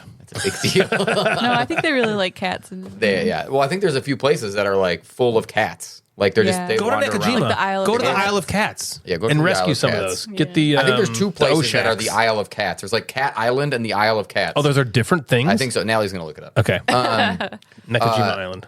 I think the spider's gone, so you don't have to worry about that anymore. Now, Nice. This is from a company called Unfriendly Games. Unfriendly. Yeah. That's an Interesting name for a board game publisher. Yeah, Unfriendly Games. Drinks. So You said the same thing. I Both can't said talk interesting now. name at the same time. dexterity game where players are working to build power lines and must navigate this small island, which there are apparently cats that walk on these power lines as well With their tails. with their tails. Yeah. They dangle. So again, you can play cooperatively or competitively. I am only going to review the competitive or the cooperative one. The competitive one is exactly the same. The game plays exactly the same for both, except you're trying to work together or you're trying. Did to you screw not somebody play it over. competitively? No. Yeah. I read it and I was like, I'm not doing that. Same. So the main board is a wooden circle, like a nice piece of wood. It is nice. It's nice, and that is really helpful because thick boy. you can play it on any surface Right. almost, which is really important. So there's also a bunch of wooden poles that are connected by various strings of different lengths in one of three colors: pink, white, a bleu. Okay, Bleu. and Azul. you begin your turn again, whether it's cooperatively or competitively, by rolling two dice, which dictate what section of the board you're going to put it on. This circle is split into four sections, so it Right. gives you a color. And then you draw a cube out of the bag, which dictates what color power line you are going to do, and if you have to place a kitty cat. little kitty cat. Meow. Then you do that. You place these power lines into the sections that the dice dictate, and you can stack them on top of each other. You can't touch the power lines. You can't make the power lines touch. You can't. The cat can't touch more than one power line. The Or cat the can't touch ground. the ground. The power lines can't go outside of the island or touch each other or the ground. All this kind of like rules about stacking. Okay, and when I say dexterity game, you're like, this is like a Jenga type balancing, junk art. What are some other type of Rhino Hero. Rhino Hero Oh, type yeah. of like stacking up game, okay? That's it. You play until it falls. So if you're playing competitively, the person that makes it fall loses and everybody else wins, right? That's where I read them like, that's a fucking cop-out. If you're playing cooperatively, together you keep track of the cubes that you pulled out of the bag, and then that's kind of like your score. You get to certain levels, and then you try to beat that score. So, for example, the three of us played, and we got into level 5. So the next time we would play, like, ooh, let's try to beat level 5. Yeah. That's the idea. So did you guys, like, have fun? Like, was this Yes. fun? It was exactly what So you mentioned when you played Cities that it met your expectations. That's how this was for me. I was like, I hope this is good. And then I saw a bunch of reviews, and all the reviews were bad. Or bad? The Yeah. reviews were like, this isn't as fun as it looks. It looks like it's going to be really fun. It's not. And I was Yeah. like, oh, man. saw I that disagree. too. I disagreed with that. I mean, we didn't play the competitive version, but I agree. I wouldn't want to. Never. In the in the cooperative version, I thought it was I thought it was like a delightful. Yeah, for game. what it is, it's like great. It's like everything you kind of want. You're like, okay, should I play it here? And we all collaborate on how to do it. Yeah. And you can't make the penises kiss, and you have to like nothing can touch, but you have to like make sure you fucking get the things in the right exact spot. And it's really fun to like, oh, what if I stack this one on top of this? Now we have 3, and then the other one goes on the ground. It's like, oh, Right. yeah. Because the different colors are different lengths. Yeah. And so when you draw the blue, that's the longest one, but I just rolled green. Now I got to find a way to put this really long Yeah. rope in one little section. Yeah, like right away, you're like, well, what's the difference between the lengths? And then every time you draw one, it fucks you. Yeah, you're like, no, give me the pink one, Yeah. which is the shortest one. And it looked so cool once it's all up. And it also had like just the right amount of like stress. We were like, oh, I agree. The what am I gonna tenseness was do? almost perfect in the game of like, Yeah. you have that like you place it and you're like, ooh, tight butthole. All right. Yep. Oh my Don't gosh. breathe. Oh my gosh. Oh my Yeah. gosh. No. Is it good? Okay. And it's then good. cooperatively, because we're rooting for each other, and then you're Right. watching like me like shaky hands or like hit something and everybody's like, ah! And you just wait, and that like tense stress was fun. That was a good level. I didn't feel overly stressed, Right. or it wasn't like Like, who cares? Put This this is- here. Who You know? cares? Yeah. The one thing I'd say is we saw the whole game, right? There's nothing else in the box. correct. Yeah. Well, no, I- that is not true. There are two or three advanced scenarios that Very you can cool. do Okay. where they make rules for the different zones. So saying like, okay, you can only have 2 power lines on the ground in each section. So now you're building it taller. Oh, okay. I'm very glad they have something, there like, is something that like that, yeah. because we played it and I had fun with it. I did have fun. Right. But I thought to myself while we were playing it, I was like, would I rather play this than Rhino Hero? Would I rather play this than Manara or whatever? Yeah. Would I rather play this than Junk Art? Would I rather, you know what I mean? And I was kind of like, I don't know. I think it would go the same way. I think we'd play it a couple of times and it'd be really fun. And maybe we'd pull it out at Nerdfest. Yeah. And then it would never see the light of day again. That's what I think. That's what it's good. I thought it was But it more is that fun. kind of game. It Like has all its those place. kind of games Yeah. are going to be probably similar When to I first played Rhino Hero, but maybe it was because Rhino Hero was one of the first of these kinds of games I played, the And you played original at Grand Rhino Con. Hero. And it was in Grand Con. True. The same year that I played Attraction with Richard Lyons, yeah. And that. Hasn't come up in a while. and I remember I was like, this is the most fun I've ever had Yeah. playing a game. And then we played Rhino Hero like crazy at work game nights, and we played Right. with you and played a lot of times. And then it just died. Dead. Just completely died. And I don't know that I care to ever play Rhino Hero Yeah. again. I mean, Rhino Hero, it's obviously easier. Everything's just in one line in Rhino Hero. Right. Yeah. This, like, the 3 of us were up, moving, Right. like That going was to the other side very of the fun. table. So to me, this was more fun. So if you're over Rhino Hero, over Junk Art, this might be the next hot Yes. thing for a little bit. I think it's a lot better than personally than most of the reviews give it credit for. Have you watched any of the reviews? Yeah, I've read some. Or on read? it, yeah. They all are kind of like, it looks like it's really awesome, and then you play it and you're like, it's not. Yeah. And I was like, oh, why, I wonder?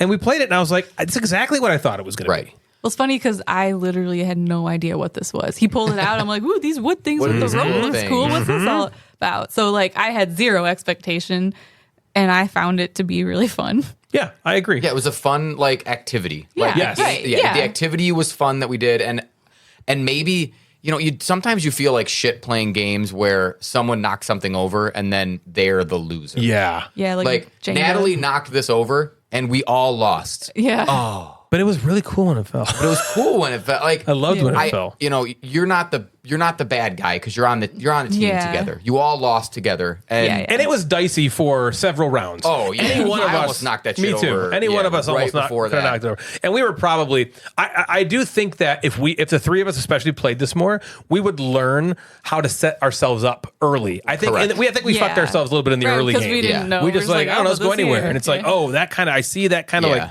is in our way a lot. And so we're forced to work around stuff. So it did have, maybe I'm wrong, it did have little more a little to bit it. more to it than maybe I'm thinking.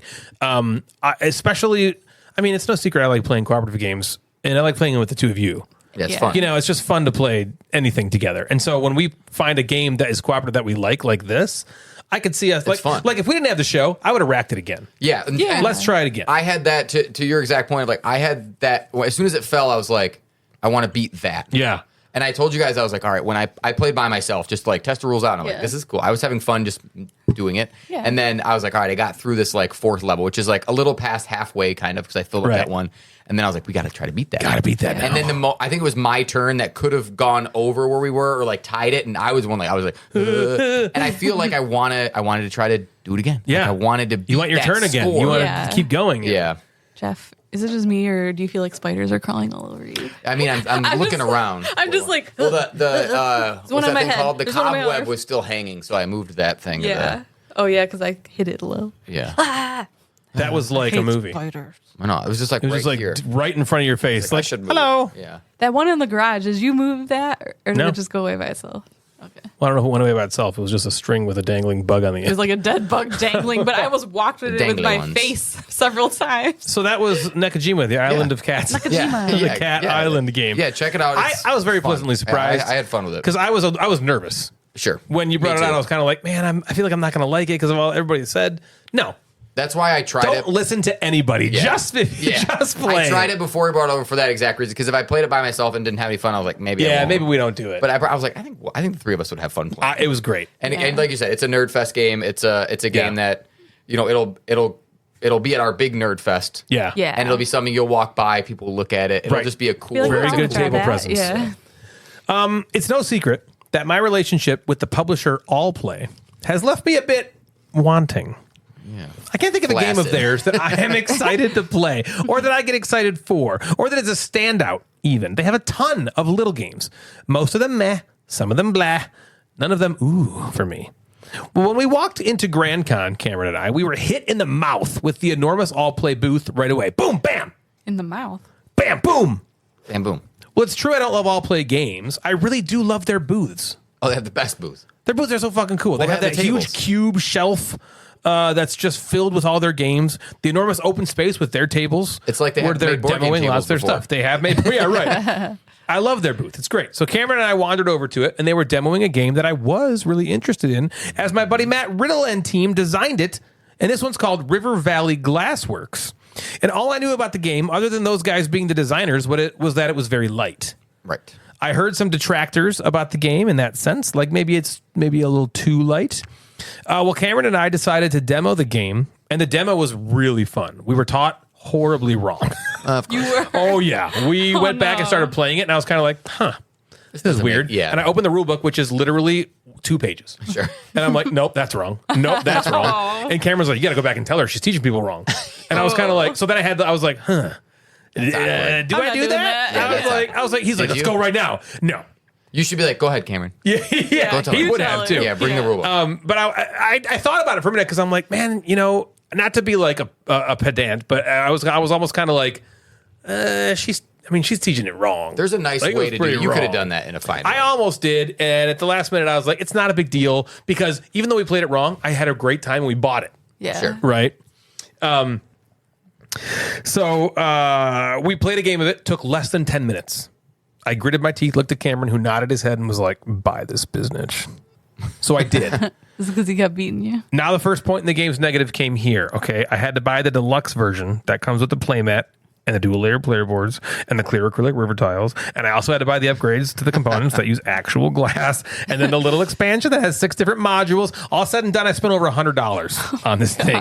Yowza! It's not a large game, and it plays in like 10 minutes, and I spent $100 There's on not it. even that much stuff. But in man, look at this thing. It's beautiful. Yeah, it Andrew looks great. Bosley did the artwork. It's got actual glass for the glass and the DLPBs. I had to follow my own advice. If I can get them, shouldn't I? You should. I did. Yeah. Cameron and And I I did. then went back to our table and proceeded to play this puppy 5 times in a row. And like Natalie just said, we'd play, he'd win. Rack it again. We'd play, he'd win. Again. Play, we tie. He wins the tiebreaker. Again, I win. Stop. Enough. No more. It was a fucking blast riot. I was loving this game. It was so quick, so simple, so fun. Was this finally the all-play game I've been waiting for? It was so easy to get to the table. The glass pieces are the coolest little finger pad feels. The swashing my hand around in the bag of them, all clicketing and clacketing. It was just the most joyous tactile experience that I could not get enough of. Then we played it a 6th time, and I was like, this is sort of going the exact same way every time. Sure. I thought. It's 6 plays, and am I tiring of it already? These 6 And plays 6 plays in a day. In a If day. you go back and can I just spent return this? $100 I'd like on to bring this. this game back. Oh no. These 6 plays took a grand total of like 75 minutes. Yeah. Was it too light like I had heard? Maybe. But then I remembered that we ought to also bought the little expansion that adds different modules to the game. And so we immediately broke into those and played another 3 games, adding in 2 of them each time. And those breathed new life into the game that I had only played for an hour. I didn't play that. You have not played those yet. I'm way ahead of myself, though. Here's the quick and dirty rundown of River Valley Glassworks. I can't for the life of me keep that name straight, by the way. I keep wanting to say River City Glassworks and then Motor City Glassworks. And then for some reason I have to fight with myself to get it right. Anyway, the game is all about taking pieces of glass that are flowing down a river. On your turn, you take one of the pieces of glass you start with in your pan and you place it on a matching river tile of its shape. There's triangles and diamonds and circles and butternut squash and hearts and pentagons all in 8 different colors. Yeah, butternut squash. That is that shape. Right? That's about right. It's kind of like a That's butternut right. squash. Yeah. When you place a glass piece onto a river space of its shape, you then take all the glass pieces on an adjacent river space and then place them onto your DLPB. Your dual layer player board is a 5x7 grid made up of rows and 7 columns. When you place your glass, you have to start on the bottom row, left to right. Each column can only hold glass of a single color. So when you collect glass of a color that you've already placed, it then just goes on the row directly above it. If you ever take a color of glass that you don't have space for, it goes into an overflow area and you lose points for it at the end of the game. The other action you can take is to refill your pan with glass from the area of the main board called the lake. Since your pan is how you get the glass, you will eventually have to refill your pan. Play goes back and forth until one player has 17 or more pieces of glass at the end of their turn. At which point you finish the round, and then each player takes one last turn. Then you score. You score based on 2 metrics, row and column. If you have managed to complete a full row of glass in 7 different colors, that's going to earn you 22 points per row that you do this. If you manage to get 5 of one color and fill up a column, well, that column, where that column is going to dictate how many points you score for it. And this brings in something I haven't talked about yet, which is glass rarity. Each of the 8 colors of glass have a rarity, which is just how many there are in the bag. You're much more likely to see and collect white pieces than orange, for instance. So you're going to want to plan accordingly with where you place your glass when you first get it, because the first column has the fewest points, while the last column has the most. So, for example, if you get 5 of one color in the first column, you only score 5 points. But if you happen to get 5 of one color in the last column, you get 35 points. So you want to try and prioritize where you're putting your glass at the beginning. You want to try and put the most common glass further to the right, where the collecting more of it will earn you more points, and it's difficult to do that. So, Natalie and Jeff, you guys have played River Valley Glassworks along with me. Yes. Yeah, just now. Let's talk about some things that we like. So similar to Forges of Ravenshire, this game is a joy to play. It's simple and fun and feels good taking your turn. I like building up the rows and columns with glass. It's just a good feeling. Mm-hmm. And doesn't it look great? It looks great. It does. Almost unnecessarily great. Yeah. You don't need any of that stuff, but you want it. You want and it. it looks beautiful. The glass thing feels good on your finger pads. Like, do you really need the acrylic things to move down the river? No fucking way. No. But you it's don't need any of that sweet. stuff. Feels fancy. Do you need the player mat? No. No. Or the it looks game mat? awesome. It looks awesome. Yeah. I would say the dual layer you need. That's function. That has function and it looks awesome. Right, let's My favorite part of the game was trying to figure out where to place them, like figuring out the pattern to place your glass in your player board. Yeah.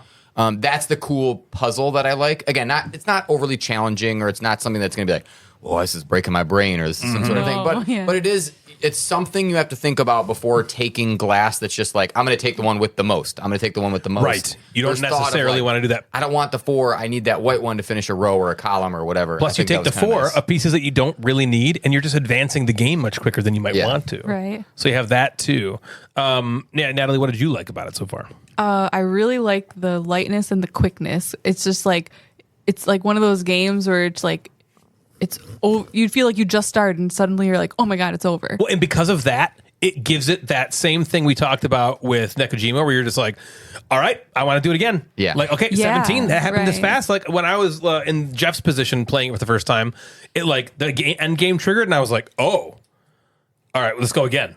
Like Right. now I know how much time I have and the Or cadence of the game. You want to try it again. Or sometimes like somebody's like, they just took 5 and I have a lot less than them. I can't risk just taking 1 because Right. then the game's going to end and I I'm not don't gonna have have that much anything. stuff. There is so you got to like think about that. There's been a situation where like, what I really need is on these tiles, but they also have the one color I don't have on my board, and that would give me negative points. So I don't want to take that. And so I'm like, ooh, what's the better choice? Right. Which one will give me the most points? So there's sometimes like situations like that. It's kind of like a little bit different every time. Plus, you're looking at the pan of your other competitors sometimes, and you're like, okay, I want to place this butternut squash on the butternut squash tile, but now that tile has 4 pieces of glass on it. So And I'm looking at Natalie wants Natalie all and of them. Jeff, Yeah. and I'm like, can they get that? Right. Do they have the tiles? And usually, Could that be yes. gone? There's a way that it's Yeah. like, oh shit, he can. So I'm putting that there to get the tiles I want in this turn, but now I'm risking Jeff taking those 4 Yeah. that really are going to help him. And so there's a lot. It's not hate drafting, but there's a little more going on than you first kind of realize that you kind of like see in more plays. But certainly it's going to, just the base game is eventually going to need What does it something add? else. So the modules are very cool. There's 6 different modules. One of them gives you like a little player power.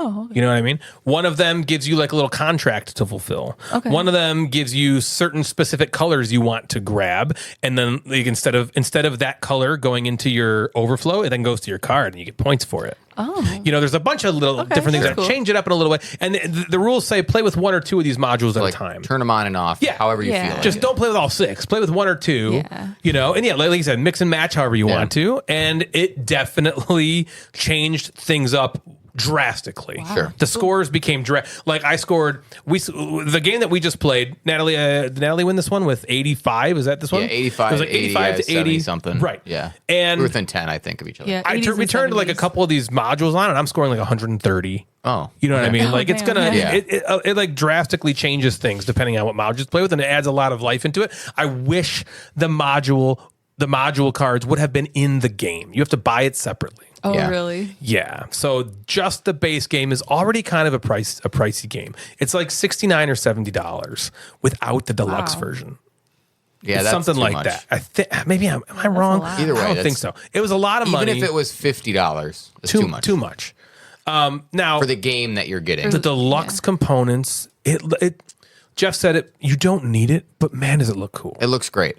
It makes you want to play it again. Yeah.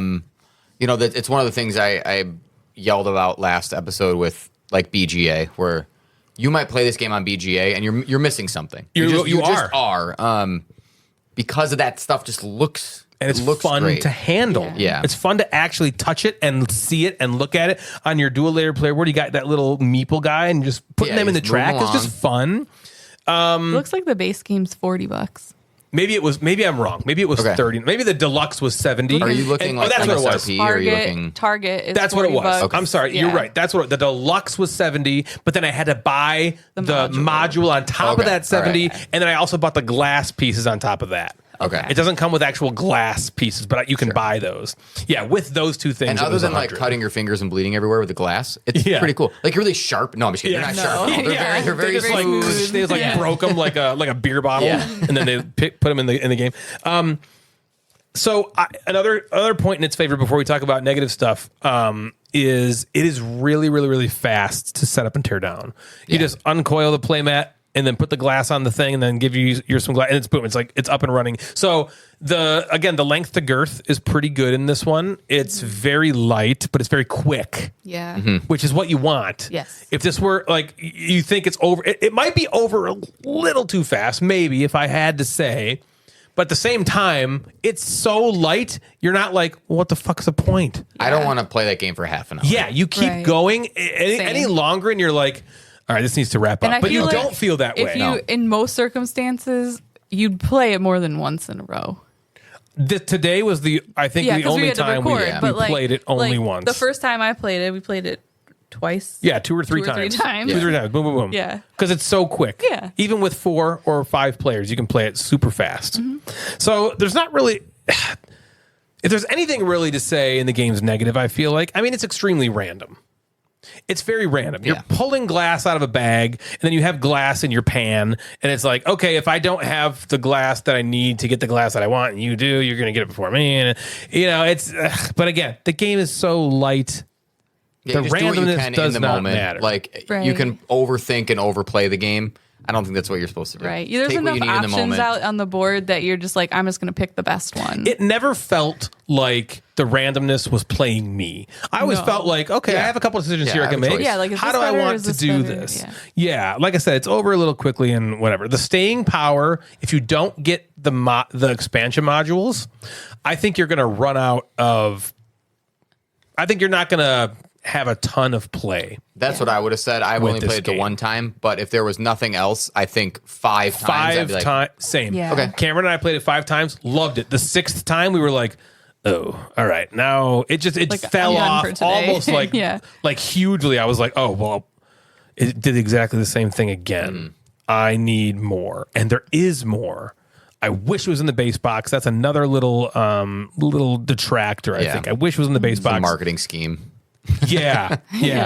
That's how it felt, honestly. Overall, though, I am still excited about this one. I want to keep playing it. I had a blast playing it before the show. I wasn't like, here we go again.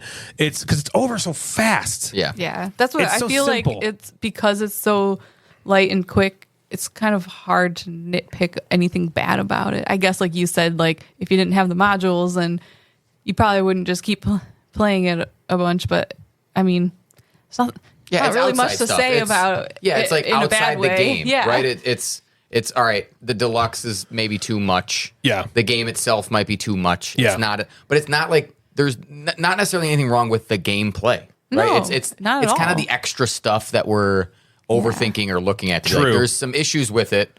Right. Like to me, yeah, so- like comparing it to like Nekojima or whatever it's Yes. called. Like, yeah, that's just like a quick, easy game too. I would play River Valley Glassworks over that any day. But they're both just like how. There's no point in saying anything bad about it because it's not that deep. That's a really good point. They're both. I would be happy to play either of them anytime. I'm not gonna necessarily give out Game of the Year awards for either one of these. Sure. But certainly the way they both look and feel Great. has a huge impact. Yeah. Yeah. Playing Nekojima on Board Game Arena, it wouldn't be the same, Nope. right? Not be good. So that's River Valley Glassworks, by far my favorite all-play game so far. Yeah. So I think so. That's awesome. Yeah, pretty cool. Jeff, what else you got? I have a game called Open Season. Open Season. Open Season is from Sit Down Games. Is it a hunting game? Not sit down and shut up. Those are different things. Sit Down Games is its own thing. Okay. Okay. Sit down. Another one I grabbed at Gen Con. There's a theme here. Did you? Because now I'm playing a bunch of Gen Con games. Same with, well, I guess Grand Con. So players are you are monsters Oh, I like that. Really? decorating your living room What? with the heads Of humans. of the adventurers that are disturbing your peace and quiet. So it's open season for the monsters. Open Yeah. season for the monsters. So you're the Got it. monster. These adventurers are out in the forest hunting, and you kill them and stick their heads on the wall. Wow. Okay. Interesting theme. Never played a game like that That's before. still cool, though. Interesting. It could have been animals. It could have been that. Probably would have. People, people like killing in like movies. They would rather see a person die than like a dog or an animal. Yep. So they just went with this, I think, for that. So everybody has their own individual non-dual layer player board that represents your wall. Had to mention so that's it's like not your, a yeah, player. Damn. So that's your wall where you're going to mount your heads. Okay. Okay. Your player board. yeah. You have 3 rows. There's either 3 or 4 cards in Your each row. human head. Your human head. I mean, what they are, they're more like they're not like just people, right? They're fantasy characters. There's like dwarves and mages and elves. Okay, gotcha. But they're like they look not just humans. right? They're not just like Betty that lives down the street. It's not like that. No. Sorry, Tom Let's get there. Vassel's one of them. Yeah. You're like killing him. We are we're in a fantasy adventure world, and you're the bad guy monster That cutting is, off the for makes adventurers. some more reason, sense. there's not enough of these type of games, but it's one of my favorite themes. Like is? Dungeon Lords is one of my favorite Yeah. themes ever, where you're the bad guy. okay. In Dungeon Lords, you're creating a dungeon. The heroes are coming in to kill you, Yeah, and you're trap them. making traps and stuff and you're killing the humans as they you're come the in. guys. Yeah, Yeah. you're the Good bad guys. guy. Gosh, Yeah. it's such a cool premise. I feel like games don't do that enough. I know. So I like that in this. Yeah. So once everybody has their wall, again, 3 rows with cards that you're going to place in each. There's a market of cards that flip over, and on your turn, you pick 2 cards from the market, placing one on your player board or the wall, and the other one in your reserve. It has some name. I think it's like accolades or something like that. I didn't look it up. Okay. So you have one on your board and one in your reserve. The cards that you place on your player board, they can trigger some effect depending on like what they are, and the cards you place in your reserve could trigger things on the board as well. So if I put an ogre, I don't know if it's ogres or whatever. If I put an ogre on face up in one of my spots on my board, and I choose to put an ogre in my reserve, it might trigger that ogre that's on the board. Got it. Sort of. Okay. And then they let you draw like cards or get trophies or score more points and all that kind of stuff. So once you fill up your player board, the points that you get and earn are dictated by the cards that you place on your player board in relation to the cards that are in your reserve. So for example, if I had a mage on the spot of my player board that got me 2 points per mage, I would get 2 points based on the cards that I had in my reserve that are mages. Okay. That makes sense? I think so. So you want to like put them on the board and have them in your reserve. Right. Or you want to put them on the board and not have them in your reserve because there are some spots that are negative points. So if you have the dwarves that are -2 points, they're on your player board, you don't want to take those and put those in your reserve. Got it. Because the player board, those don't count for points for the most part, but the reserve does. So there's a little bit of balance of that thing. Yeah. You play until everybody's wall is full of heads. Okay, and there are some advanced rules and tokens to add in as well, sort of advancing the game a little bit. So this is like a combo making, set collecting, fun theme game that plays in like, again, 25, 30 minutes. The art is very cool. Super fast. I like played the art. a lot of fast games lately. Yes, which is good. You love it. I know. It's easy to like whip out, you know? Whip it out. Yeah, I think the art is cool. There's Yeah, a little it bit is. of as I'm playing, it's hard to sometimes tell the difference between who is who. Their faces look too similar. When you're just glancing at it, like, When you know, they're there's dead. like they have orange hair, or they have green hair, but it's like it's a little harder to pay attention to. It kind of looks like fantasy Guess Who. Yeah. And they have like they have of faces. Yeah. what you can look at, because they're all different faces, but like all the mages are blue, kind Right. of. Okay. If they're you different. can't tell if you can't tell the difference, the shields that they're like the mounting of their Got head, it. those are all in the same class. So it took a second to sort of Put that see it. together. So there's a yeah. little bit of like functionality got taken away for cool art, I think. So the game itself lies in trying to take the best cards from the market to trigger your cool combos that you have on the board and score points. And then also build up your accolades or your reserve to sort of score those points to the best, right? It's a little puzzly to try to figure out where they go and kind of collecting points. It is on Board Game Arena. You can play it on Board Game Arena. You can play it in person. There are good and bad to playing it on both. One of the downsides is that, so in my example of I put a mage where I get 2 points per mage. Yeah. I have my stack of cards that are face down in my accolades because I don't know what you have, or because some of them are like have the most of something, and I don't get to know what Natalie has in her pile. Right. But I spend time having to look at pick up my accolades. How many of these do I have? 4 of these now. Yeah. That would make 5. I saw Devin take one earlier. Let me see if I can. So there's a lot of like kind of picking that On up. BGA, it's easier. On probably. BGA, it just literally gives you a counter. You have like a It lists icon on your them. screen. It's like you have 4 Perfect. of these, 3 of these, 2 of those. So that made it really, really easy. And again, a reason why you might go, oh, this game's maybe easier. And now I'm Right. looking at it. What I've done in person is we have one of the like card holders, and you just stack them in the cards, Yep. so you can kind Cool. of see it a little That's cool. easier. That helps. But if you're not doing that, then that's fucking annoying. Right. I do think this game is going to feel samey, maybe very quickly. Mm. I'm hoping the advanced rules help that feeling, but it's going to feel like I'm just grabbing cards and putting them on the board, grabbing Yep. cards, putting them on the board. The cards that you draft, they're obvious choices. You know what you need. So in the draft where I wanted there to be more decision, it's like the cards flip up, and it's like, okay, well, I take those 2 because those are the best 2. Right. And for some reason, if you have like 5 choices of the best one, there's only 5 different types. So literally, there's just the best one. So there is some like, there's not just a ton of strategy. There's not like player interaction unless somebody might take a card that you want. But it just like refills. So it's not like there's like, whatever. There's a ton of cards. So if you're playing with like 2 people, you might just look have at a this. shithole shuffle where you might just have a whole bunch of like Only mages. the redheads on top, and then you just get that loaded up there, and that might be a shitty shuffle. If you play with more people, you'll get through the deck more, but I wish it was just smaller. Like there doesn't need to be 38 of the different kinds Yeah. of, because then they're not only the character types, but they also have an icon in the corner, which also could go for scoring. So there's like each of the character types are in each of the icons, which are in each of the colors, right? So they're all like, there's every variation of everything. Looks like the cards are pretty nice linen finished. They're cool. Yeah, they're definitely bad. not cheap. The production's great. I like the emerald color look of like the backgrounds. Yeah, the greens. Yeah. And, Yeah. this game is getting destroyed on Board Game Geek. Oh, no. Oh, really? What's Like it's a the sub rating? 6 Oh. on Board Game Geek. 5.9.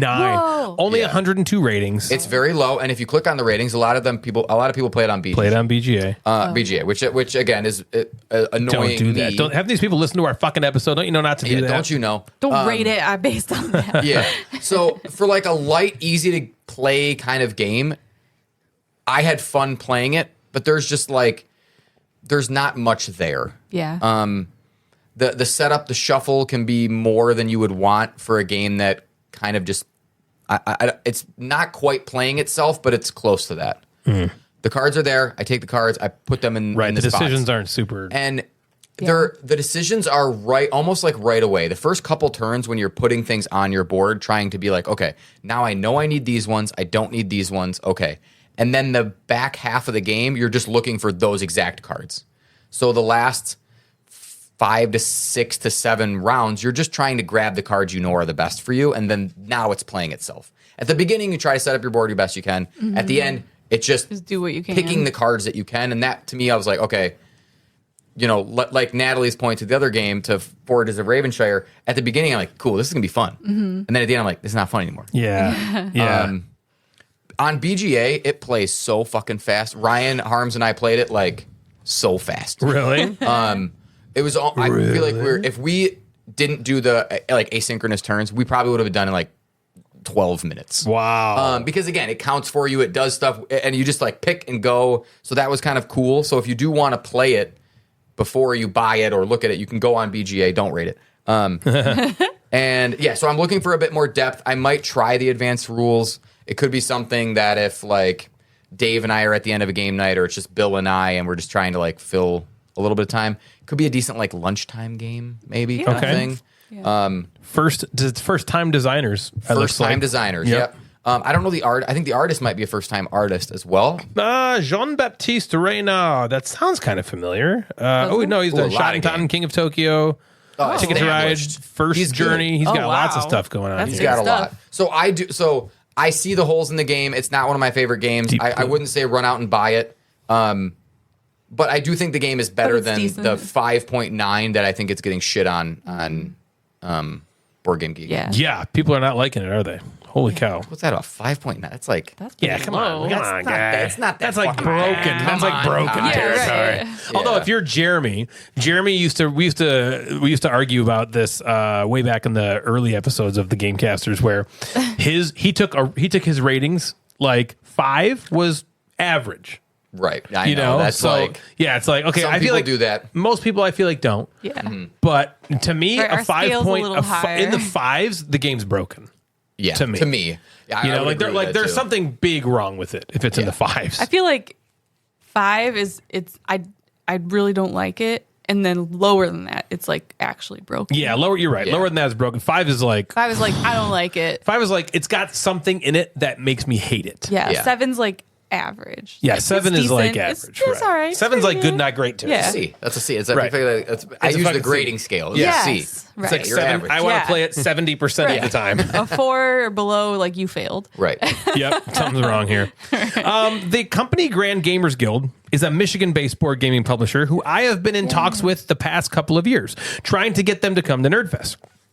Last year, Mark said it likely wasn't worth it to come to the show and exhibit, as he wasn't sure he would make his money back, which I understood completely. Well, this year, I got him to come out and demo some new games, and I hooked him up with Game & Company, and it was great.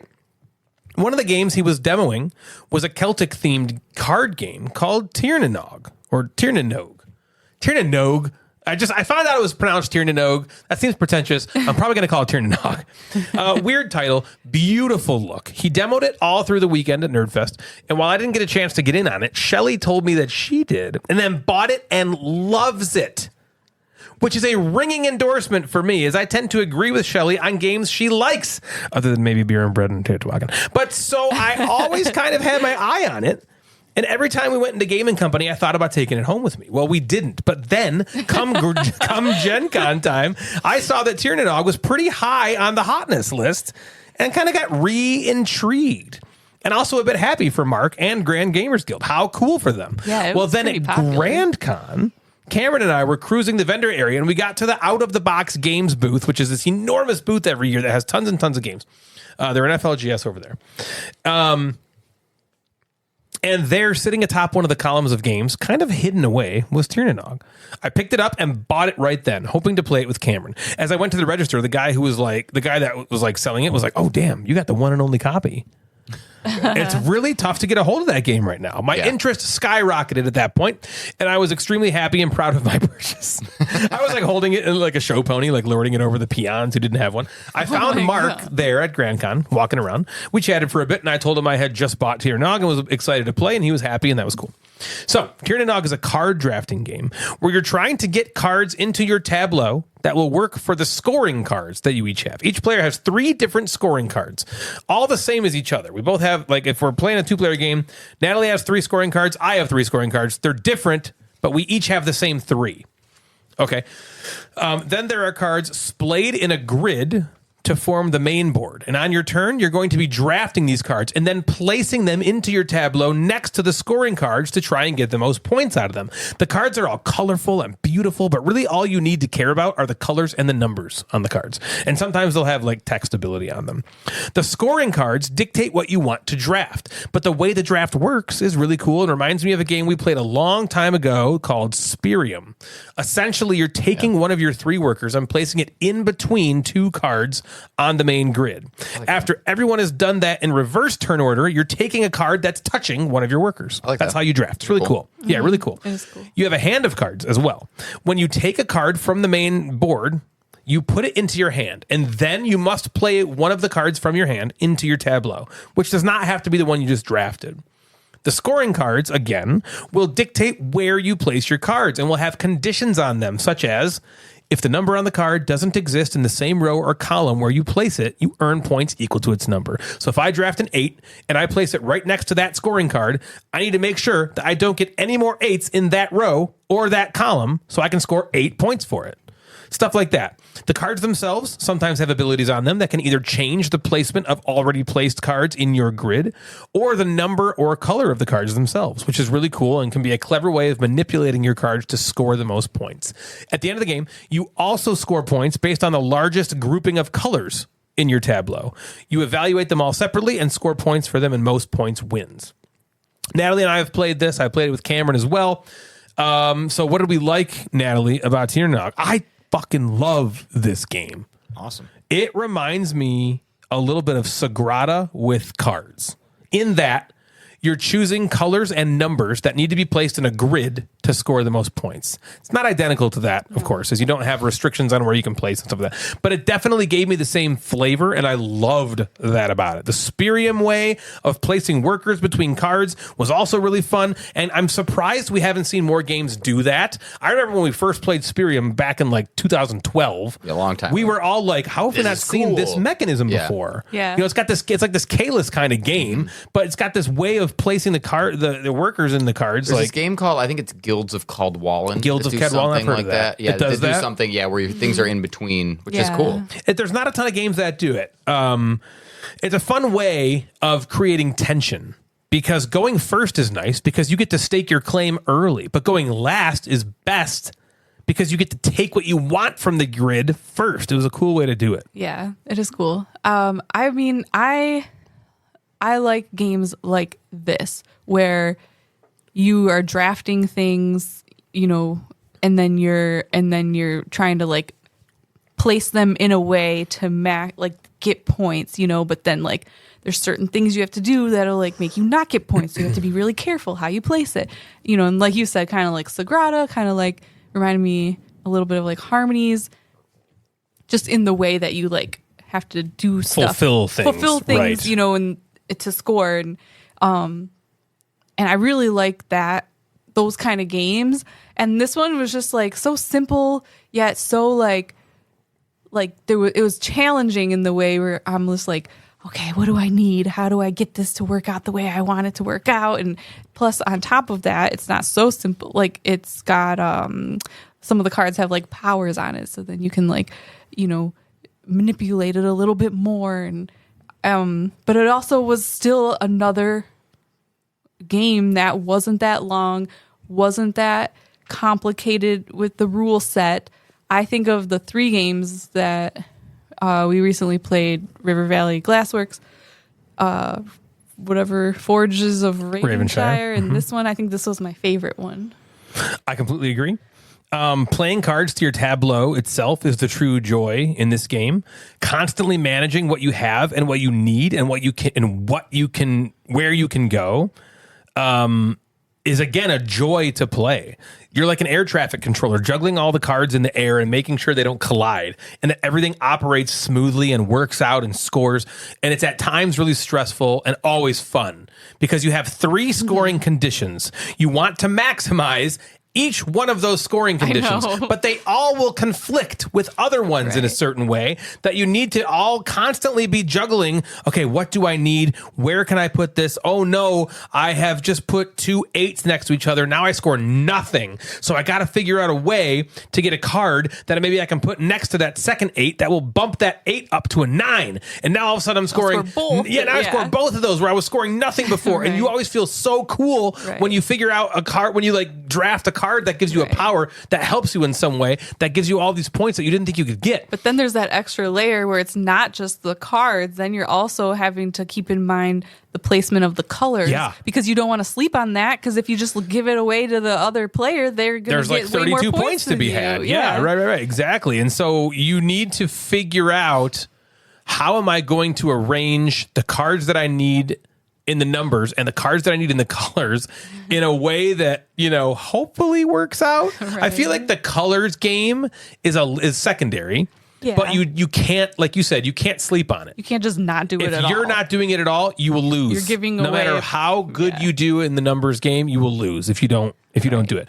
But it's also, I don't know. The game is so fucking cool. Did you play with the same scoring cards? And that's something else to note. I'm excited to try the other ones. There's so many different scoring cards to play with. We played with the first 3.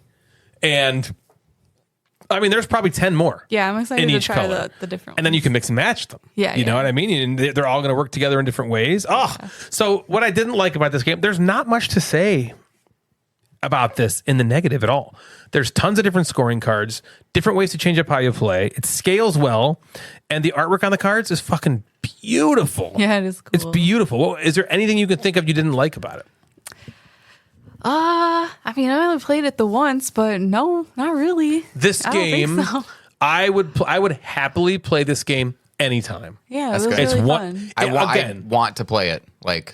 You were gonna. I have no doubt about it. This is a game for you. Like it. This is a Jeff Madigan ass game, I think.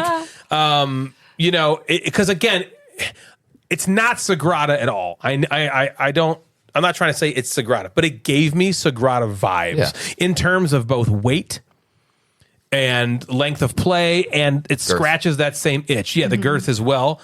And I know how much you love Sagrada, and so I think that this is going to hit for you. Yeah, I'm excited. It looks fucking. If you can sweet. get a time machine, you can back the reprint. Yeah, true. You might be able to. So I was talking to Mark, and I was like, Cameron and my son just played this game. We really loved it, and he was like, "Any chance you can record before the 6th?" And I was like, "No, not gonna happen." Yeah. And he was like, "Fuck," and I was like, "Yeah, tomorrow." Yeah, right. And I was like, "No," but I was like, "We'll talk about it anyway." And if there's a late pledge option, you should get involved because that's the way to get this right now. Because otherwise, I think it's a hard game to find. Yeah. Wow, when I talked, I had just an informal conversation with Mark, and maybe you said that their first Kickstarter was, I don't want to say a flop. It wasn't as successful as they wanted it to be. It made like $7,000. Yeah. And it was like, okay, maybe this isn't the game. Well, they also don't have the best marketing. Right. They don't. It's a smaller They're publisher. a very small publisher. Right. They've put out some smaller, lighter games. They have those little holiday hijinks, but they put out like the Artemis Project. Yep. And I was like, okay, then they had the Artemis Odyssey or Odyssey Project, whatever. So now they have this game, and now I feel like they have a foundation. This is their Red could be their evergreen. This could be their game that people are going to want. And because it went from Kickstarter, it went from a mediocre to sub-mediocre Kickstarter to selling out at Origins on the second day, first day, it was out. And then one of the hottest games at Gen Con, selling out at Gen Con. To now a Kickstarter that has 20 times the money that they had to start with. So like the game is gaining traction, which I think will help the company, which maybe then Mark will just show up to Nerdfest again and bring his next game. Yep. Maybe that was it. He got it at Nerdfest and then everyone heard about it. Also, he told me, he said the game debuted at Nerdfest. Yeah, that was cool. Which is fucking cool. I think Shelly bought it there from him. Shelly had one of the first copies that was ever like sold. Yeah. Yep. I remember he was like, I was like making the event schedule for it. and he like was demoing that like 3 times or something, and I was just like, what the heck is this name? Yeah, I was like, Tiernanog? Yeah, like, what the heck this is is that? weird. Turns out it's the darling And it of turns out the... it's great. Yeah. But it feels cool to know that this like game that's like blew up debuted that's at cool. Nerdfest. Awesome. That's cool. really fucking cool. So that's Tiernanog from Grand Gamers Guild. I loved it, Jeff. I think you're going to love it. I'm very excited to have backed the expansion. I can't wait for it because this is a game. This is one of those games where I think it would be. We're gonna have a lot of play with what's in the box. Yeah. Unlike River Valley Glassworks and maybe Forges of Ravenshire, there's a lot to do in A lot of the puzzle, a base lot of box. things. Yeah, there are also. I didn't talk about this on Forges of Ravenshire. There are asymmetric powers to add in. That's good. That And Tiernanog? in Forges of Ravenshire. okay. There's I didn't mention that when we talked about it. We didn't play with them. I might do that right away. Yeah, maybe throw them in immediately. I'm not sure exactly what it does. It might just give you better ways to gain resources. I don't know that's going to change a core mechanism. But we didn't play with it the first time. I had planned on playing with it the next game, but I don't know that we're going to go back to it. Anyway, I love Tiernanog. I can't wait for you to play it, Jeff. Do you have anything else? Yes, one more. We're going to talk about a kids' family game quick. This is another game I got at Gen Con. I got this game specifically to play with Jack. Also on my list. I was looking for this everywhere. It's called everywhere. Spotlight. I feel like we scoured the vendor hall 2 days in a row, purposely looking for it. And I was like, it must not be there. And then we leave, and Jeff's like, hey, I got that game Spotlight you were talking about. I was like, God damn it! We were looking everywhere for it. Yeah. So it's by Horrible Guild is the publisher. 2 negative publisher names. Yeah, unfriendly and horrible guild. This is definitely a kids family game. If you are a heavy gamer, maybe fast forward. But this game is so fucking fun. Okay, everybody gets this dark, almost like transparency like board. Okay, and a paper flashlight. Don't know what that means. Just listen. So on this transparency screen, sort of, and what I mean by transparency, if you went to school in anything before the year 2000. Your teachers used an overhead, and it was clear transparency. So this is almost like if it was printed on a black transparency. Got it. It's kind of what I'm trying to get through. And printed on that is almost like a Where's Waldo busy scene full of characters. It's not Where's Waldo in that everybody looks the same. Everybody's different. It's just a massively busy looking scene. It could be on the beach. It could be outside. It could be in a mall. It's just a busy looking scene. There's 5 different boards. And then this paper flashlight, the best way I can describe it is it's a long strip of black paper with a white circle on the end. Is kind of, and then the end, the one end, it looks like a flashlight, you're holding it. And then continue a long black strip, and then at the end, there's a white circle. And what you do is you slide that flashlight behind or underneath the transparency, and it illuminates, for lack of a better word, a tiny portion, a circle, on that transparency. It's crazy. It's insane. It's I crazy. brought it over here last time we recorded. I just wanted to show you. Yeah, we were like, how does that? What is this I don't technology? understand. I don't understand how it's doing this. So you can a little bit see everything else on there, but you need to use this flashlight. Yeah. And then a card flips over, so everyone has their own board, their own flashlight. A card flips over and has a character on it, and the character could be a wizard, could be someone scuba diving, it could be a dog, something. And then you have 1 minute, the timer flips over, you have 1 minute to use your flashlight and count as many of those characters that's on your board. It could be usually between 4 and 10 different times you see that wizard. So I'm looking for the wizard. Oh, there's one over there in the corner. I move my thing around. Oh, I found another one, 2, 3, 4. Ooh, did I already count that one? Right. You're just doing all this stuff, right? And then after the minute, everybody takes their little thing and they dial in how many they think they got. There's a game there in terms of you're trying to run away from this moon thing. There's a board. You kind of just try to run away from it. Cooperatively, you want everybody to get away from it. But the game is trying to find the thing that you're looking for in that short period of time with the flashlight. This game is really fun. It's really fun to play with. I'm glad to hear that. It's really fun to play with Jack. Yeah. And even one night, Jack and Devin and I just sat down and we just played on one board, and we were just trying to find them. Oh, that's right? cool. So Together. I played kind of once by the rules and once just and a Let's just few have a good times time. just looking for it. So Jack and I will flip over a card and it's look for the scuba diver, and we just kind of race to see who can find him. Because sometimes their back is turned or they're hiding behind a wall and they poke their head out. It's like, where's Waldo? It's not just like them standing there all the time. Yeah. And sometimes you're like, is that them? Is that I can't quite they're all wearing tell. they're wearing the same clothes that they are in the picture, but the wizard's behind there. Maybe you just see his like staff on the one side. So it's like you have to sort of look at it. So it was really fun to try to find the stuff there. The different boards are cool. Everyone's got their own different board. I don't understand this paper flashlight Makes no sense to me. technology. I don't get it either. How does it work? Like, I'm not gonna there's nothing that's overly negative about this. It's a fun kids game. If you're looking for a unique experience, this is it. I've never played a game that uses a transparency and a tiny flashlight where you're looking for things. Right. There are games where you try to like find something. For sure. But to add this extra like tiny little flashlight to make the whole scene is sort of dark, it's just like it's fun. It's a unique, fun experience that I've never had playing a game. And I'll keep playing it until, Jack wants to play by the official rules, and then maybe we'll play by the rules. Right. And then he'll be like, oh, this is even more fun. And then like it's even one that you just want to like kind of show people. Like there might be I might just show the game group. Like we'll play it with the game group because it could just be fun. Just the to, four like, of us being silly and being like, how did you only find 4 of that wizard and I found 10? Right. Because it's all the same.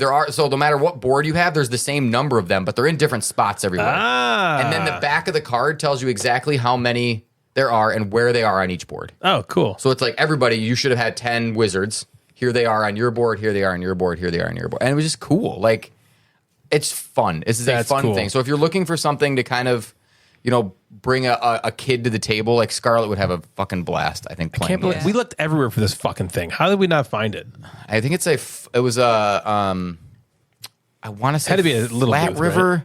No, it might have been Flat River. Oh, we didn't go I have there. an issue messing up Hachette and Flat River and where their games are coming from. They have so many. They're this giant conglomerate of. Yeah. So it's one of those two. So it might have been at a bigger booth that just kind of got like tucked. But yeah, that was Spotlight. Check it out. It's a cool, unique game. Fuck yeah. The Gamecasters have a sponsor. We have partnered up with Modern Meeple, company behind the famous Gamey Susan, which is a lazy Susan that holds extremely high-quality board game component trays. These trays are the picture of luxury. Made right here in the USA, they are made from a wood-based material that's dyed throughout with a number of different colors to choose from, and should you drop or ding them, they will still retain that color.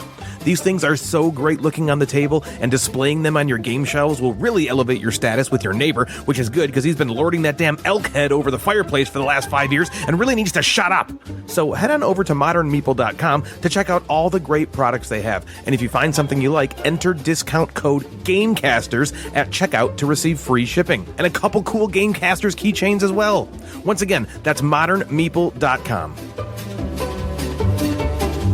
If you're looking to get some great Gamecasters or Mad Board Gamer gear, head on over to the link tree in our Instagram profile or the Discord merch channel to see our store on bonfire.com. There you'll be able to find our standard logos as well as some show-specific designs like BDNBF or Numberblind. We'll add new designs as the show evolves and look forward to seeing all of you repping those poop knife shirts at the next Nerdfest. So once again, head on over to the link tree on the Gamecasters Instagram page or the merch channel in our Discord server to find the link to our Bonfire merch store. If you're looking to support the show, maybe consider flushing your money down the toilet by way of our Patreon page. There are 4 different tiers that you can use to hinder yourself if you're looking to unload some of that cold hard cash and help us keep the wheels of industry turning by supporting this podcast that you sometimes listen to. We have amazing patrons. Thank you so much for your support, guys. If you'd like to donate to help us pay for things like hosting fees, better equipment, blow-up dolls, poop knives, and the like, please head on over to patreon.com/the Gamecasters to help out. Possibly the best way to interact with all of us, though, is via our Discord server. If you go to the Gamecasters Instagram page, you can check out our link tree in our bio to get access to our server. It's a great way to engage with all 3 of us on a daily basis, as well as meet a bunch of like-minded, awesome people. So check out our Discord server. It's now the time of the show when we get to hear some embarrassing shit on this episode's Instagram Inbox. And now it's time for the Instagram Inbox with the Mad Board Gamer.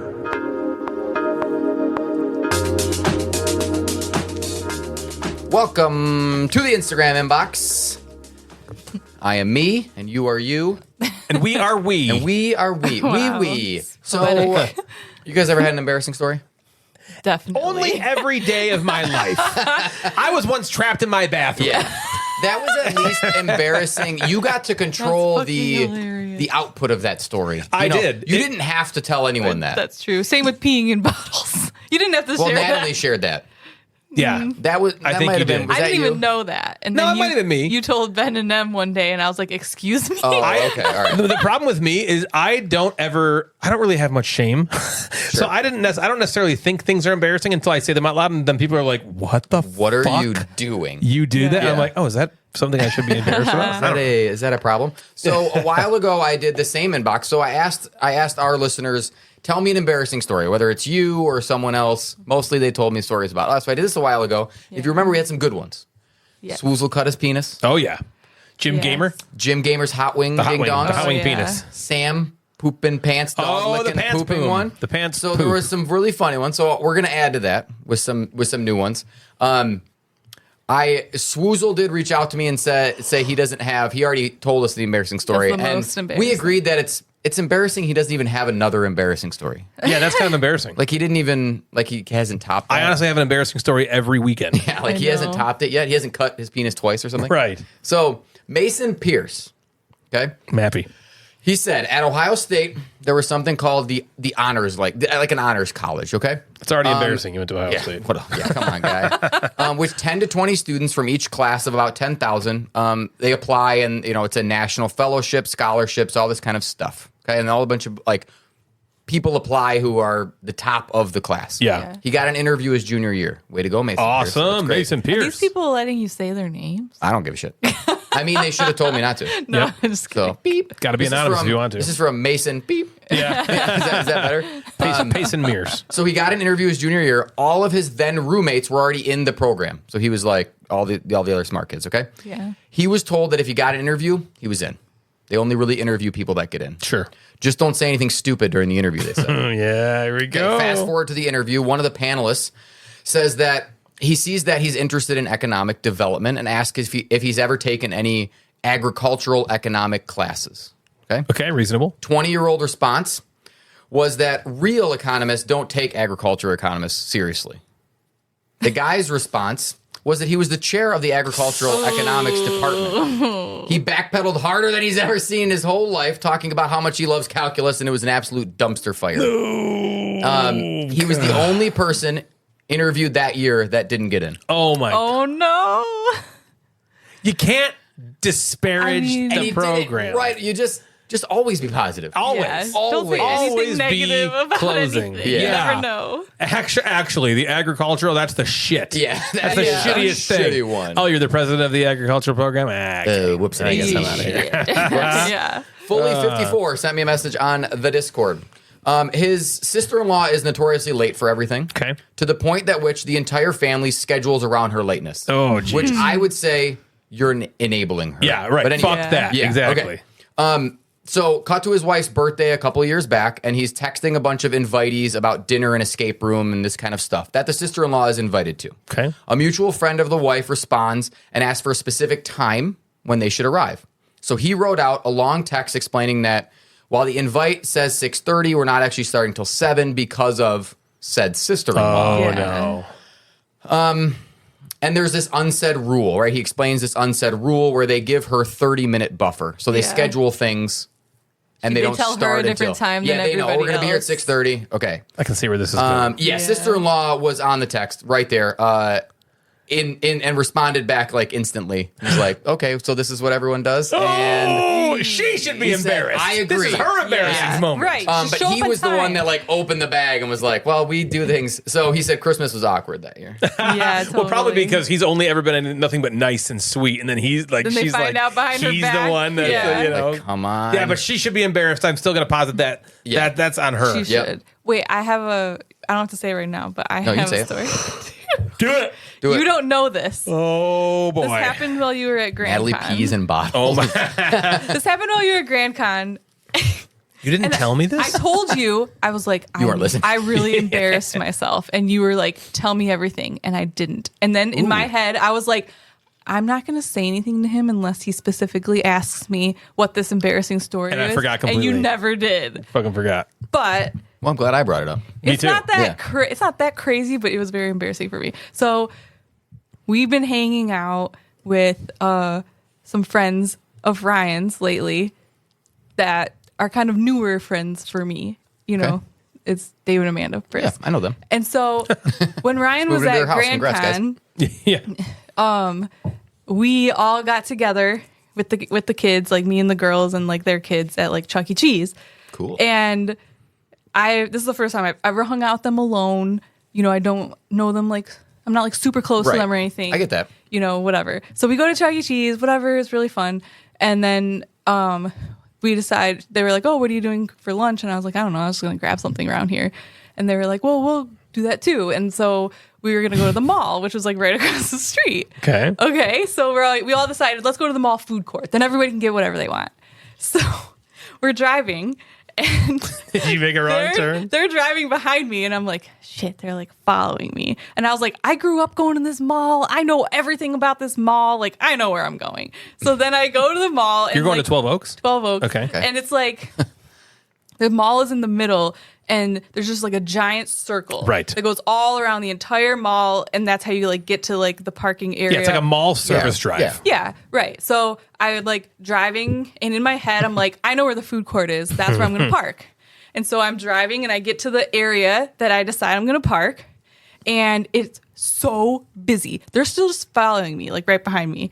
And so it's so busy. And so I like turn into that area, and then like all of the lanes are like, you know, only go a certain way. You Yep. can't just go both ways. Right. So I'm like going up and down every single lane. Well, it's so busy, and the parking spaces are so freaking small, and my car is big, and I hate parking in tight parking spaces. I'm like, you're really self-conscious about it. So I like to park like away. And they're or have right some on your space. bumper. Yeah, and they're just literally, I thought they were just going to park, but they didn't park. They're just following me up and down, up and down. Then I get to the end, and I still didn't park. So then I had to turn all the way back around and go to the front again. Oh, and, no. And I look in behind me, and they're just like laughing at me, right? So then I'm like, oh my god! I'm like, now What at do this I point, do? I'm like, I wish they would just park, because now, like, it's like Yeah, now it's a embarrassing. thing. Now it's a Whatever. thing. And so then finally, I find a spot. I park. We go in the doors. It was so like we get in the doors and we're waiting for them to walk in, and Lexi was even like patting me like on the shoulder, like oh like, shit, oh, that Natalie. was You're, like, embarrassing. hyperventilating. Yeah, so that that's was not embarrassing. even it. So then they get into the mall. Guess what? You're at It's the not other where end of the food mall. court is. It took a freaking 10 minutes to walk across the It took a entire freaking mall 10 minutes. to get to the food court. So it's Oh, not- no. Only was it wrong. It was probably like the farthest spot I could park on the food Not a court. big problem. And they were like, yeah, it's a sign said the food court was over there. Right. And I was like, I thought I knew what I was doing. is totally I the was like, you type of shouldn't thing. have followed me. Did they I'm say sorry. anything about you zipping up and down the? They just like, said they things? were like laughing. Okay. You know, I was like, I'm sorry. I didn't think it'd be so busy. I thought I knew where I was going. And they didn't give me a hard time. They were just like because laughing a little. Dave would probably do that if he was you. Right, but I was you know, like that's so just how he embarrassed is. because I'm like, Ryan's not here. This is the Right. only time I've hung out with them by myself, and I do this like stupid And thing. now they're like, we're never doing this Yeah. again because you parked Yeah. too far away Yeah. from the food court. You're gonna call Dave and be like, "Hey, you guys want to hang out?" Well, Not if Natalie's Natalie there. did this. doesn't know how to park. Natalie did this thing. We can't hang out anymore. yeah, so then we go to the food court, we're eating, and you know they have somewhere to be, and then I felt so bad because I You had could to have just walk 10 walked minutes back. outside, but no, they got to walk like 10, 15 minutes across the mall to get to their car. Oh my God. Because of me. That's really That's great. funny. That's pretty damn embarrassing. Yeah, that's what happened. But that's funny. All right. Tara's tabletop recently walked into a glass wall and spilled her full drink all over herself and the floor.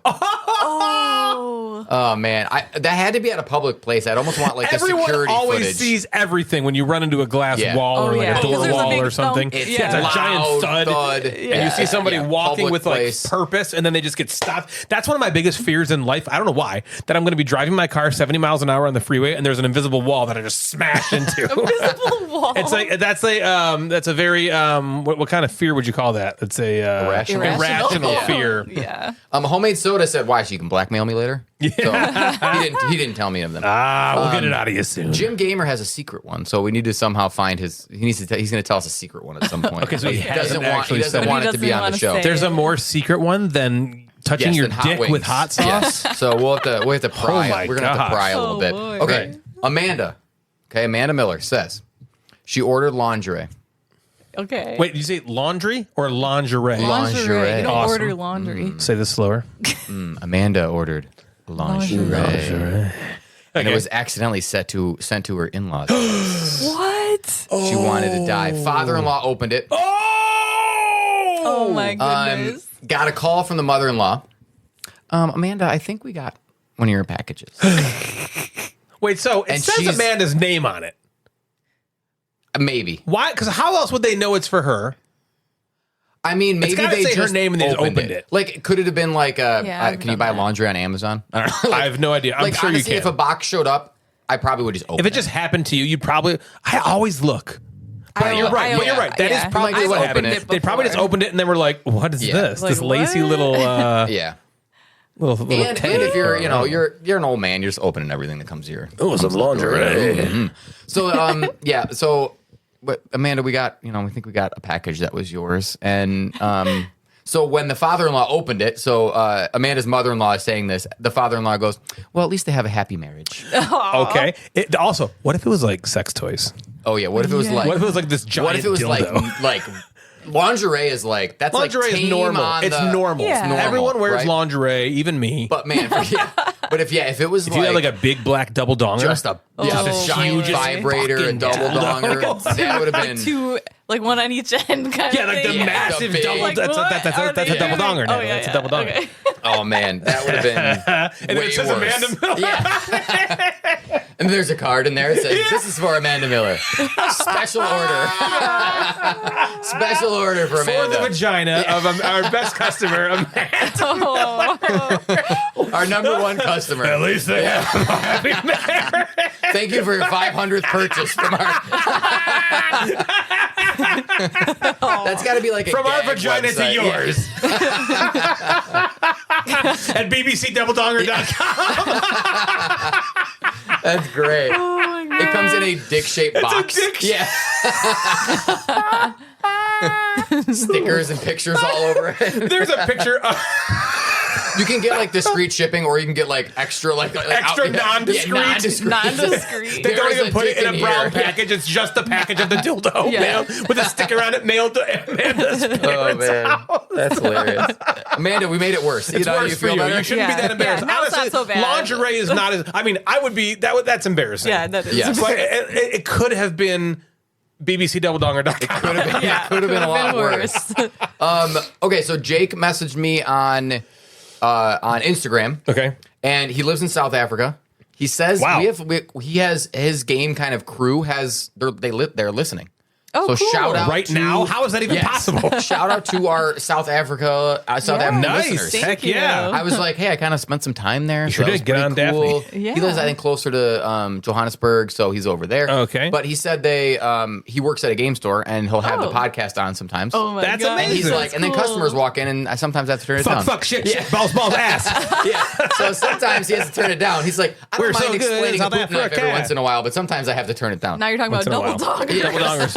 This part, bbcdoubledonger.com brought to you by Yeah, our new South Africa, sponsors. Johannesburg. Yeah. We dropped Modern Meeple, and now we're going to be bbcdoubledongers.com. BBC Double Donger. So Jake told me the story that his first year of high school, still in his first semester, so he's like new to the building. He's sitting in class and he needs to poop.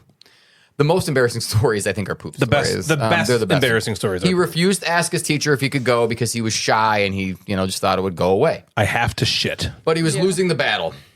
Yeah. It was it's still coming the out. morning, I mind you, and he's like, suddenly he just ran out of the room. Not asking his teacher, just running to the bathroom. You got to go and you got to go. And the room is far away, and it's always far away when you gotta Every time. go. Yeah. So halfway through the journey, he lost, and it was coming out wet, runny down his leg. Oh my gosh. Running to the bathroom. Oh my gosh. I ran faster, but it just kept going down the leg, even Oh into my his gosh. socks. He didn't even have Sam's dog there to lick it up. Oh God. I hope Jake is listening to this and it's about him, and he's listening to In the Store. Yes. People are Yeah. listening. Now everybody in Yeah. the store knows. Everyone knows. Everyone look at the counter right now. His It's him. diarrheal. So ran faster into his sock. When he got to the toilet, he threw away his underwear. Threw the socks away. Yes. Tried to clean everything up 100%. to the best of his ability. Yeah, but still, you're throwing it away in the school's bathroom. In the school's bathroom. Everyone that goes in there Right. that looks through the bathroom. During the entire Trash. day, he didn't go home. Oh my God. Wait, this happened in the early morning. Yeah. So he's in During the first entire hour. day, he smelled like shit. Oh my trying to talk his way out of every situation. Oh my gosh. Smelling like shit, Like trying what? to convince people I didn't poop my pants. I just farted my pants over and over and over Yeah. again. Oh my gosh, that is horrible. Like I feel Horrible. bad. That's one of those things. You guys remember the movie Superbad? Yeah. There's that one scene where they're like on the soccer field. And he's like, why don't you go piss your pants again, Jimmy Yeah. Glansberg? He's like, Yeah. that happened in third grade. Yeah, and he they- just yells, people don't forget. People don't forget. It's like I always think about stuff like that. I'm Yeah. like, oh, this poor fucking guy at school. Oh, Yeah. you're just, oh, man. So I don't know if he ever like. I'm not sure if his friends tied it to him or if he is now comfortable Right. by Did they saying it. but- nickname him? Yeah, shit pants. What up with shit pants? What's up, shit pants? shitty pants? What up, SP? Jelly Bears. Jelly Bears gave me a few. She gave me a bunch. Janelle. That's what she does. I'm gonna give you a couple. Okay. Okay. Janelle once stole someone's tortillas right out of their cart at the grocery store. She was at a grocery store. Sisters and the kids were there. They were wandering around back from the milk, and there was kind of a random cart that was sitting there. And she spotted tortillas that was in there, and she was like, "Hey, I need tortillas." And she just took it out of the bag. Took gotta it do out what of you the gotta cart. So she like rummaged in the cart to grab these tortillas, and the guy whose cart it was like, "Oh yeah, those are the best. Here, let me show you where they are," and like kind of took them back man. and showed her where the tortillas were. So that was kind of embarrassing for her. Yep. What would you do in that instance? I think I would it's just physically be like, impossible. I'm good, and I would run shrink away. down Yeah. somehow into 1 inch tall and just like Yeah.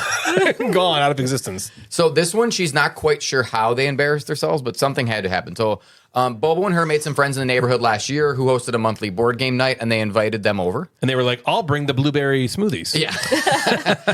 That's later. Spoiler alert for Bobo's. Oh, yeah. Bobo's embarrassing story is he once made his really good friend a smoothie. So that was Bobo's. And they prepared And they hated it, yeah. Yeah. And now it became a joke. Bobo. So they went to this game night and they played, and they've never been invited back. And they really don't talk anymore. Oh, how could you not like I Janelle know. and Jason? I know. so nice. They're the can't- nicest, sweetest people They of can't all figure time. out why they're not invited back, other than maybe they didn't like Scythe, so they wouldn't invite them back. Whoa, weird. Maybe they beat the shit. They're very good game players. Yes, Both of those they are, two. for sure. I wonder if they beat the living Like, shit they're out of too everybody. They good. were like, Yeah, we they were don't like, want to no, feel we're not doing that that.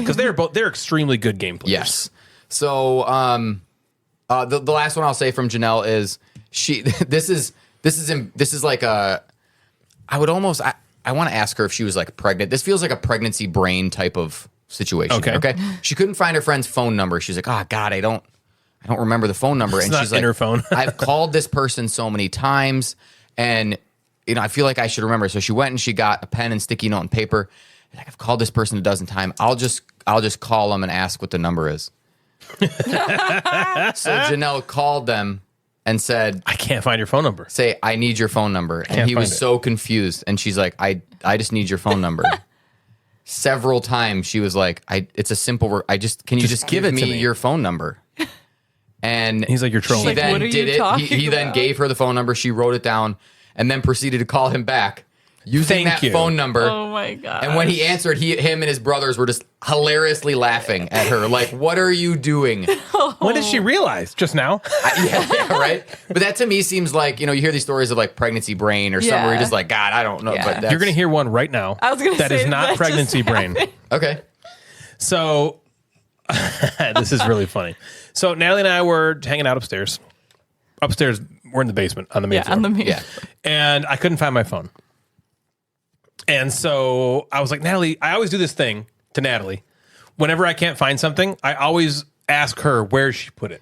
This is like a joke. I'm like, Natalie, where'd you put my phone? And she's always like, I didn't put it anywhere. And I'm like, I know, it's been 8 years. Yeah.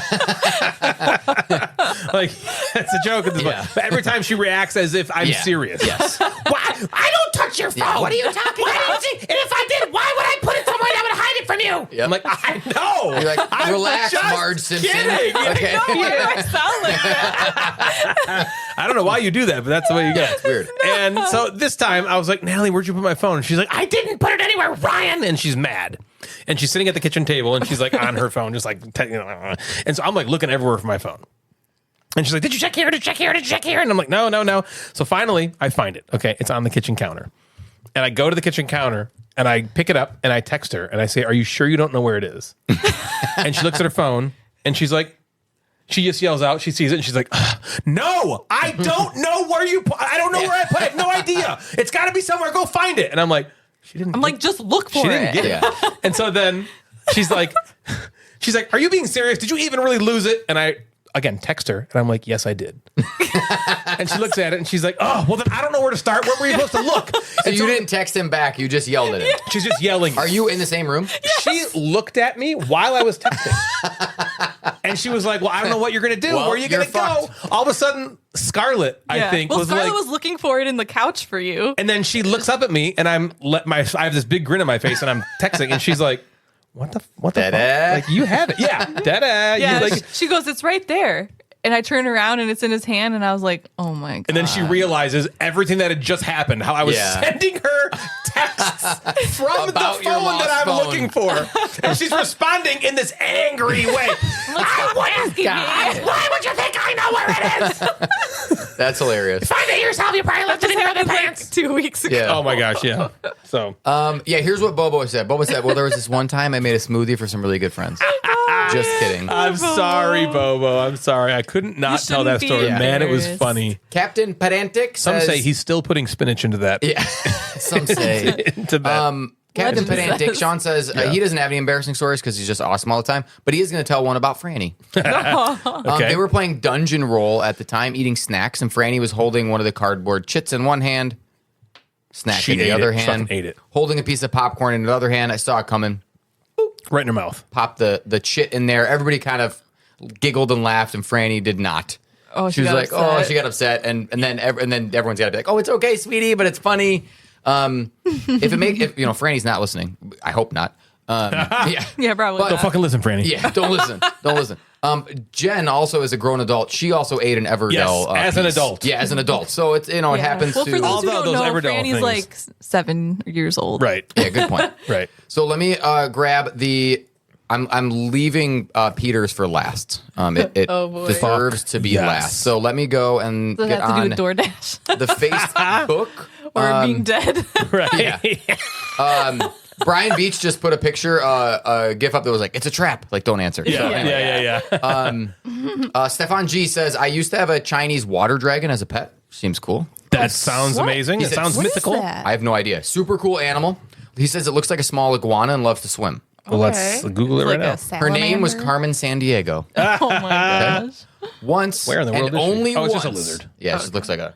Yeah, just a normal looking lizard. Once and only once she escaped her tank, and he did not say where in the world is Carmen Sandiego, and he regrets it for the rest of his life. Because he never Didn't even found her. look? He never. Yeah. Well, no. Well, he didn't say the words where in the Yeah. world is Carmen Sandiego, and now he feels bad about it. Oh, I like dang, it. what a Mills. missed opportunity. Right. That's One what of a the great things joke. we all know about Micah Mills from previous inboxes is he performs at Renaissance festivals. Do you remember? Yes. Oh, okay. Yes. He was in a giant puppet costume. This little girl comes up to him and says, "You're a butt."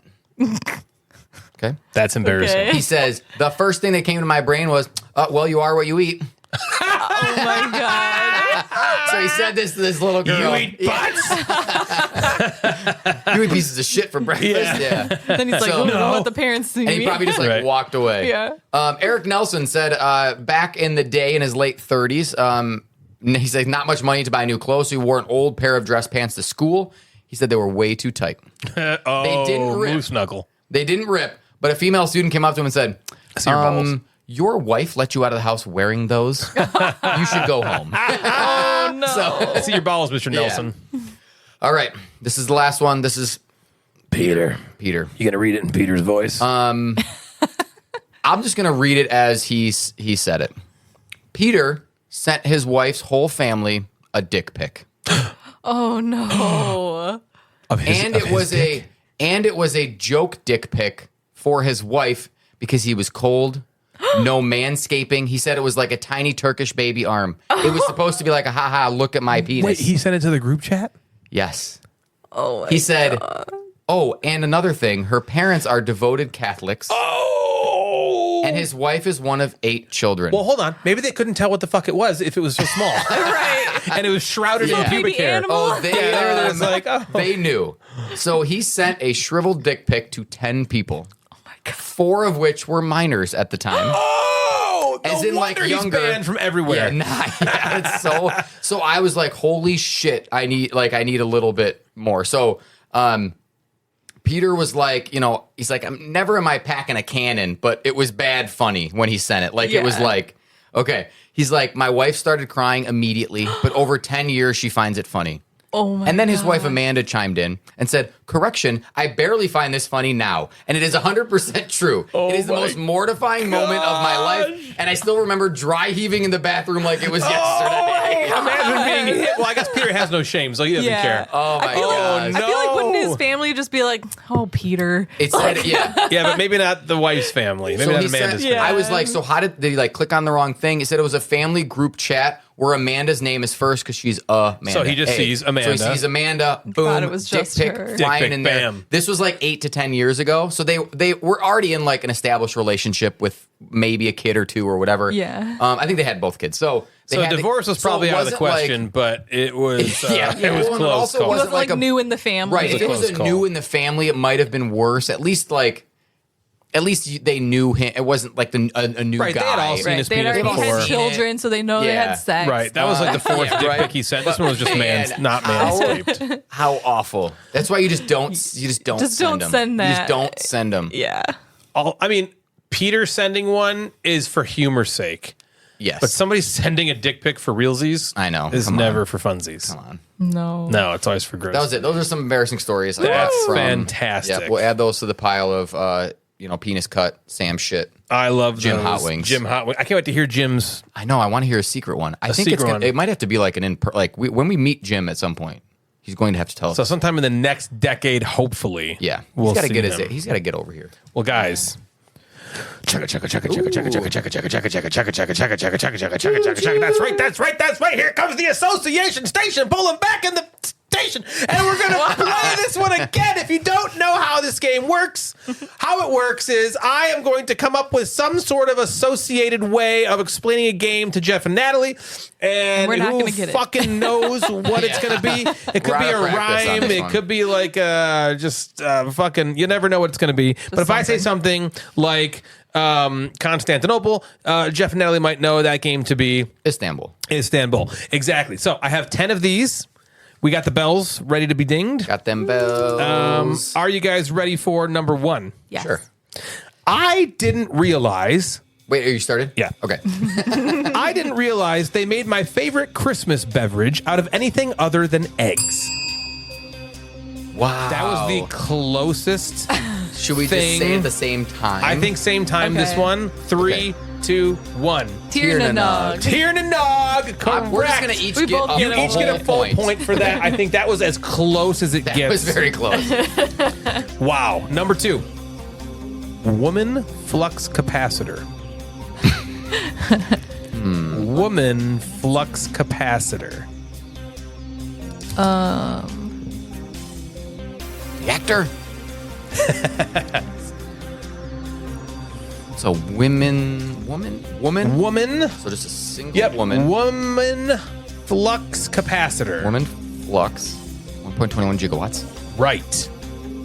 Exactly. Does that ring a bell for you? Is that from Have you Back seen to Back the to the Future? Future? Yeah, Yes. Back to the Okay. Future. That's what Is that you like got. a time machine? That's the car. God Oh, that's damn the it. car. I have. It's just. You guys are you're about to get. You're getting there. Oh man, we're getting there. You're like very, very close already. That's cool. Woman flux capacitor. Natalie. Heat? No.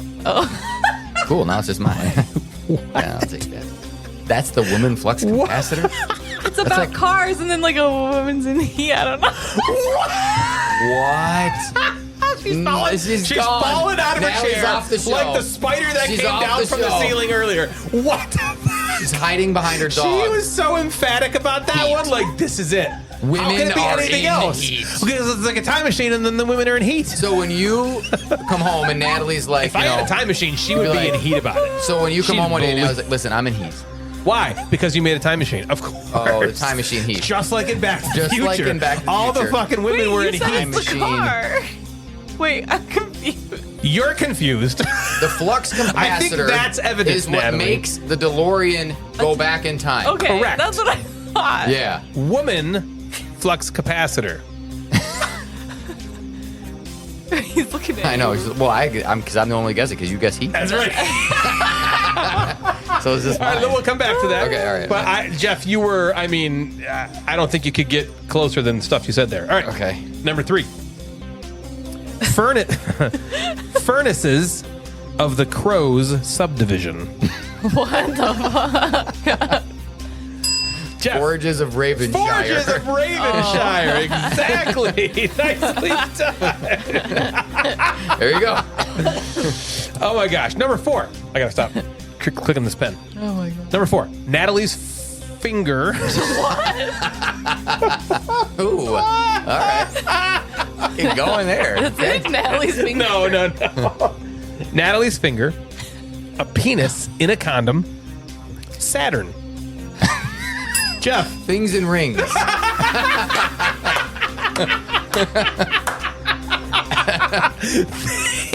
Those are things and rings. Correct. Number 5. Me when Natalie does literally anything.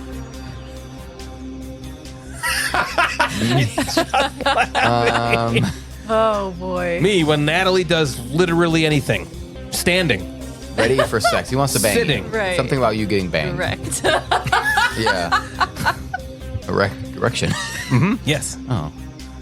What game is that?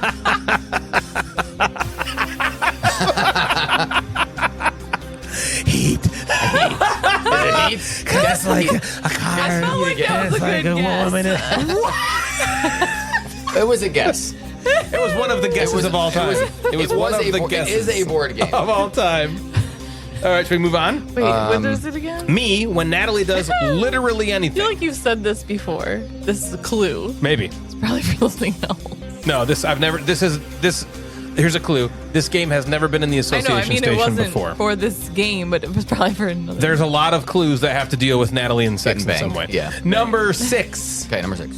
The Hells Angels, the Latin Kings, the Bellboys, the Bloods, the Crips. Natalie. The gang. The gang. The gang. Correct. Did you notice I put the Bellboys in there? Yeah. Yeah. Do you know who the Bellboys are, Natalie? Of course I do. Okay, you said it kind of like you might not have. All right, number 7. Ta, Plurpy, Lance, Shelly, Chris Wilson. Any John. more? Taco Bell. Any more? I don't know. Is it just them? Because if you that's left proof- somebody out, they're going to be that's- very upset. Yeah, they're coming That's after proof you. enough that I know who they The Bellboys are. are coming Yeah, after they're coming you. after you. Number 7. Beats. Jeff. Apiary. Apiaries. Say beads? You didn't even know you did the joke. No, he said bees. Bees. Bees. Wait, you said Job's not on board. Oh, no, he's not on you board. did say bees. No, he said beads. What is happening? I don't know what's real. Heat because there's like a car and like women's are in heat because of it. That's a good guess. That's it. Nailed it. guess. Number 8. The laziest bears killing each other. Number 8. Laziest, The laziest bears killing each other. Bears. The laziest bears Killing each other. Lazy bears. The laziest bears. Yep. It's literally lazy. It's a pretty lazy bear. Winnie the Pooh. It's pretty lazy. Yeah. He has honey. The laziest, like a lazy ass bear, Pooh.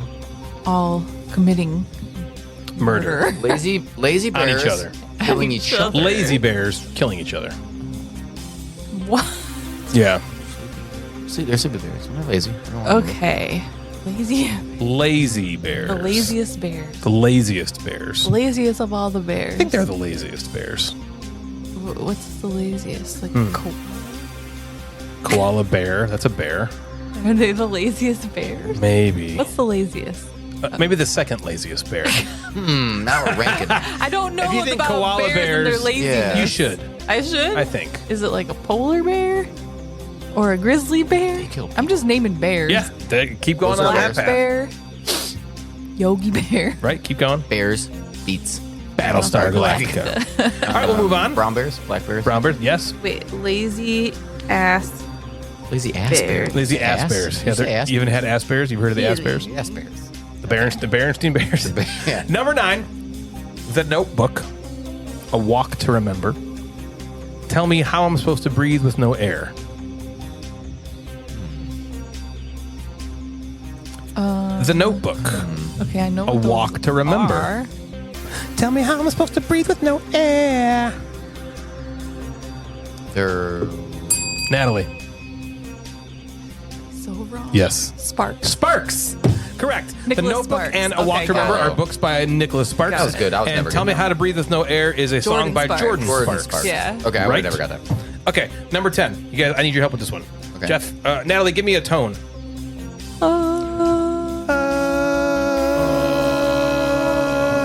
Natalie, I don't know. What? Never mind. why'd you ding I it? take it back. No, what are you gonna say now? Yeah, you gotta say it. The mind. Because we're That's the game we do that with. we make noise. We have never done. When have we ever done that? We're like Ben and M. No. We're like, when we mind meld, we're like, oh. Nope. Yes. That's never happened. Has it? Yes. We've done the tones? We have. Okay. No. Give me a pass. Let me guess. More. Give me a pass. No. Let's do it one more time, though. Give me a tone. Okay. Oh, I know what it is. Too late. You can't I say know it. what You it can do is. it. Just gonna He allow said I you. could do it. I'll allow you. Harmonies. Harmonies. Oh, okay. Correct. Makes sense. All right. What's the score, Jeff, currently? 4-4. Where do we sit? We're Okay, sitting at we 4-4. got Here's what we woman- got. We have woman, flux capacitor, Which I which you can't cannot guess. Yeah. Don't say it like that. Yeah, heat. We have me when Natalie does literally anything. Yep. And we have the laziest bears killing each other. Lazy bears killing each other. Yes. I can start giving additional clues. Can we just like If you need. guess like without consequences? No. What does that mean? You're just gonna guess all the games? She wants to just guess over and over and over and over and over until she wins. No, you can't do that. I don't want to be like Yeah, banned just look from around. guessing. You are Because I ban- want to make Well, if guesses Jeff, that yeah, I'm but not sure if about. Jeff guesses and guesses incorrect, you're both back in. Lazy Yeah. bears We take this killing each other. very seriously. Lazy The bears. bear one. What's a game with a bear? Oh, I mean, Bayer. it's a type of bear. You named almost every type of bear Is it except in- the one that I'm talking What about. other bear is there? Black, brown, polar, koala, Grizzly. grizzly. Yeah, there's one you guys aren't saying. What? You're gonna kick. We named them all. No, you're gonna kick yourself. You're gonna be like, oh my god, of course. Koala. Is it like a regular kind of bear? Yes. Or is it more like a koala? Like an irregular Wait, bear. wait. I feel like a koala bear is like not like a typical bear. This is a bear, Jeff. Panda Royale. Panda Royale. Okay. All right, right. we're at 5-4, and Jeff's got a little edge here because he How can did we get forget women that? flux capacitor. Yeah, I gotta sit here and right How back. did we forget? Sit in heat and just do Ryan, whenever I do anything. Yes, me when Natalie does Yeah, it's something literally about his dick. And It's you like- said it. it's You a- guys almost said it. Yeah, it's something about him having an erection. right. Exactly. That's it. That's it. Erection. That's the game. Erection. The game's not called erection, but it's like I know. You're there. You're Boner. there. Right. boner. Is your game boner? Natalie. Duh. Rock hard. Rock hard. Oh, Yes, nice. rock Yeah, good hard. one. Very good. Oh, you're tied again. 5-5. 5-5. Which means Which means Jeff has sit it's back this and wait one for women laugh flux that Jeff capacitor. can do it. All right, Jeff. And Jeff, you were so close. You were like noodling it Yeah. out, and you were there. Oh, I was like, how do we get tied? Woman- Because we both got Yeah, a we got point that for that one. Right. Yeah. Woman flux capacitor So is Back all to you the need. Future. This is the best association stage we've done in a long time. Yeah, we're doing good. Woman flux capacitor. Talk this one out, Jeff. I think you can get there. You're in the flux capacitor. It goes back in time. It's in a DeLorean. It's a woman. Is there like a woman She-Lorian. DeLorean? Woman DeLorean. Deloria. Oh, I know what it is. Okay. What's my problem? No, it's not it. Have I ever played a game No, before? Natalie, what are you doing?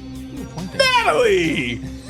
I know what it is. Yeah, but that doesn't mean you give it away. Did you get it?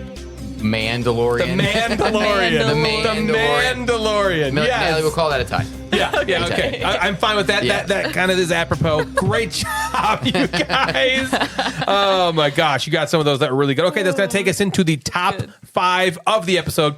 For this top 5, we decided to do our top 5 multiplayer games that we prefer to play with only 2 players. So this is not 2-player only, but these are multiplayer games that we would prefer to play with just 2.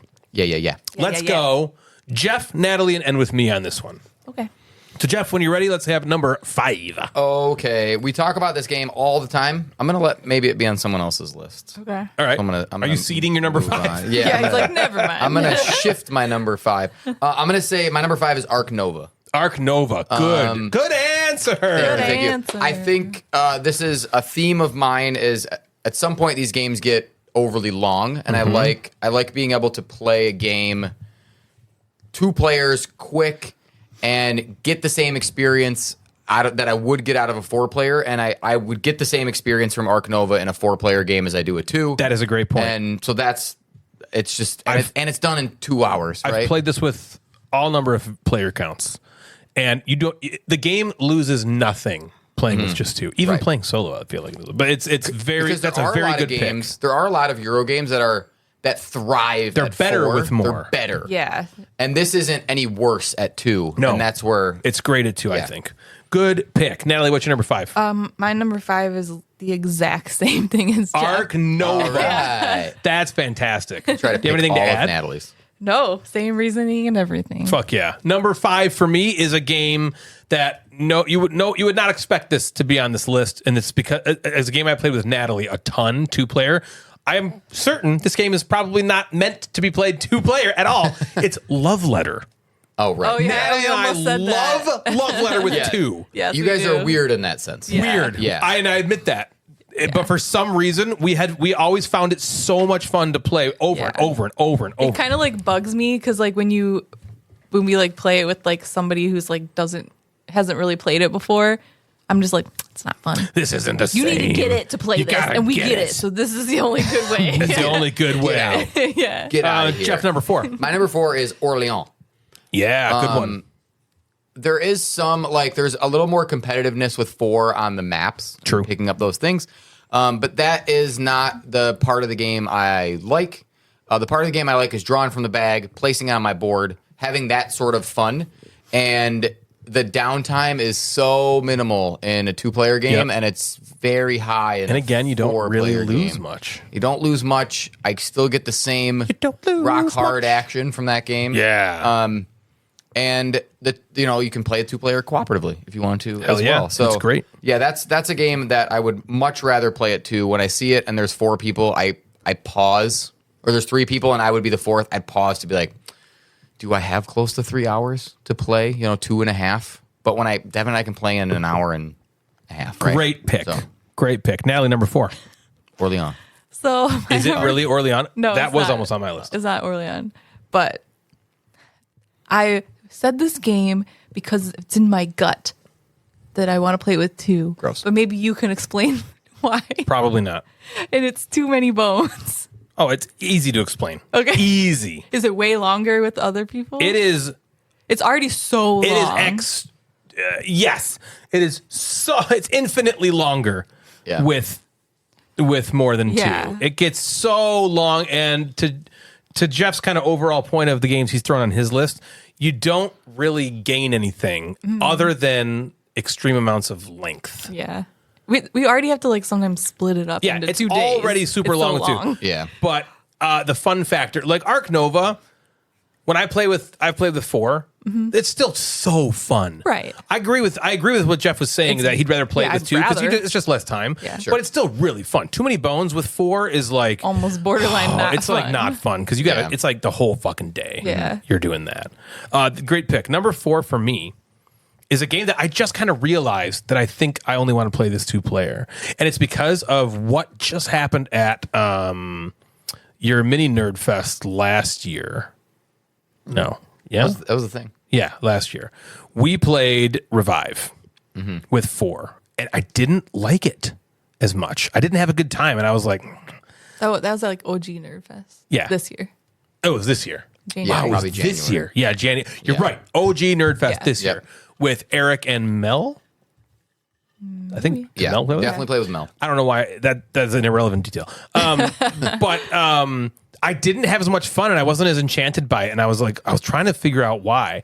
And I was actually talking to Ben Kennard about it because they've just been playing it, you know, recently. Yep. And he was like, I think I only want to play that 2 players. It moves so much faster. He's like, I don't really think you lose much playing it. And I was like, you know what? I think that's the reason I didn't like it at 4. Yeah, we loved it at 2.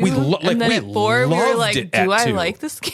Yeah, at 4 we were kind of like, what's going on here? So I I'm not think that having tells fun us- at all. I think that's my issue. So that's my number 4, Revive. Yeah. I'm like, That's kind of like chomping now to play it again. That was at 2. my honorable mention because that's a game where you want your turn to get back to as fast as possible. Yes.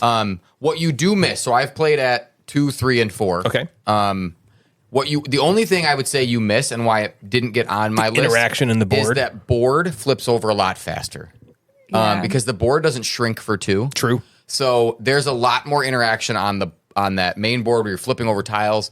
Other people are flipping over tiles, so you can have a strategy of not like you could just be like, I'm going to flip over the tiles, and then the other like if Ryan's flipping over the tiles, and Sweet, it's my I'm gonna turn, take I can be advantage like, of them. Now I'm going to place my people out. I'm going to put my buildings out. I'm going Yeah. to take advantage of that instead of having to like sort of slowly do it. The board flips quick. Okay. So not it's a necessarily different yes, interaction. different. It's a different Not feel to a necessarily game. better, but I still probably like it better at 2 because my turns are back. I'm like, yeah, fuck yeah, the turn. I remember thinking that like I was like, I'm bored. Sure. You know? And it was a couple people's first play. We Yeah, can kind yeah, of yeah, hum for through sure. it now where you kind of know, but yeah, for sure. So that's my number 4. Jeff, what is your number 3? My number 3 might show up on Ryan's list, and it's Grand Austria Hotel. Nice. That game, that's where it gets, this is another one. It gets too long with Too 4. long. And that's where the length outgrows the girth 100%. of the game. But at 2, the game is just fucking great. It's like It's back and forth, dice, roll, boom. Like you're making, it's great. it's so Great at 2. great. And then I'm like, this is good at 3. And then at 4, I'm like, can I just take my turn? yeah. At 4, it's like it's almost unplayable. Yeah, it's long. It's almost So, like it should not. That should not be on the box. yeah, it's in my collection for the 2-player play. Right. Mm-hmm. Natalie, what's your number 3? Since you already said it, I'm just going to make this my number 3, but Revive was Revive. on my list as well. Because that's definitely one of the more recent ones that stuck out. Gosh, I'm excited to play it Where we again were now like, at 2. Like, I think I just want to play this at 2, or I like it better. I'm glad Ben and M liked it because I think it got like I hyped it up a lot. Everybody's hyped it up a lot, and then I know it's hard to live up once it. It is. Yeah, Once when everyone says everyone's like, how "It's great so it is. good," Yeah. Yeah. And we played it the first time and we were like, yeah, we see the light. And then again, we were like, uh-oh, why didn't we like it this time? So I want to play it again because if we like it as much as we did that first play another time, I think we might have our next essential potentially. Because I know it's you would vote I for would it be for right. sure. Yeah. I haven't even played with the expansion yet. I finally got it, but I haven't played I with it yet. love the expansion. The expansion's fucking awesome. Number 3 for me, Grand Austria Hotel. All right. And Yeah, you that was on basically, you yours. said it. You said it. So number 2, Jeff. I will say, so number 2, I'm going to say 5 Tribes. Okay. 5 Tribes, I love. It's a game that kind of got me into more like thinky, brain burny type of games. And it's one that in a 2-player game, you get 2 moves around instead of just 1, and your turns happen a lot faster. With 4, there's a lot of downtime, and then 3 people are going in front of you, completely changing the dynamics of the board, and then I have to look at it and figure out what to do. Right. Versus with 2, there's not going to be a huge drastic change when it's back and forth. So 5 Tribes, I'll play it 3 and 4 anytime, but I love being able to preferred like, it to. whip it out with just Devin and I and getting through it in an hour. Yeah. So Yeah. that's the other one, 5 Tribes. Beautiful. Natalie, number 2. My number 2 is Micro Macro. Oh, Just for the good fact that call. Sure, good it's like super fun at 2 because you both have plenty of space to like work together and look around on the Yes. map. But like we've tried playing it with the kids and it's just everyone gets in each other's way and it's kind of annoying. Someone is always Yeah. like angry because Yeah. they're like, I'm not. Oh, I it's don't in the see what north you're part doing. of the city, and yeah. I'm over Right. here on I this side can't of the map. see- Yeah, there's not enough room around the table. What a Those are good great ones. one! Good What answer. a great one. Number 2 for me is possibly number 1 on your guys' list. I don't know. I could be completely wrong. Castles of Burgundy is number 2 for me. This game plays great at 3 or 4. Great. I prefer playing it at 2. I think it's maybe one of the best 2-player games ever. It's one of the best experiences at 2 that you can get. That's not a 2-player only game. It's just fucking. It's perfect. The game is perfect at all player counts. It's most perfect for me at 2 players. Yeah, and it's really I good. enjoy the most playing it at 2.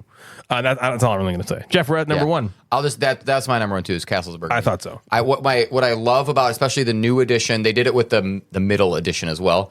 Is the 2-player side of the board makes even setup. Yes. So you're not having to look for like the spots that say 2. Right. You just fill up the board Yep. and it's there. So they even leaned into this game being amazing at 2. They know that it's amazing at 2. So I love that the production, especially the new one, has a whole part that's just directed right at playing it at 2. Yes. Castleberg, it's too good to not. It's too good. You too can't, good to not. You talk can't about throw it away on this list. You can't Yeah. throw it away. Yeah. Natalie, number 1. My number 1 is On Mars.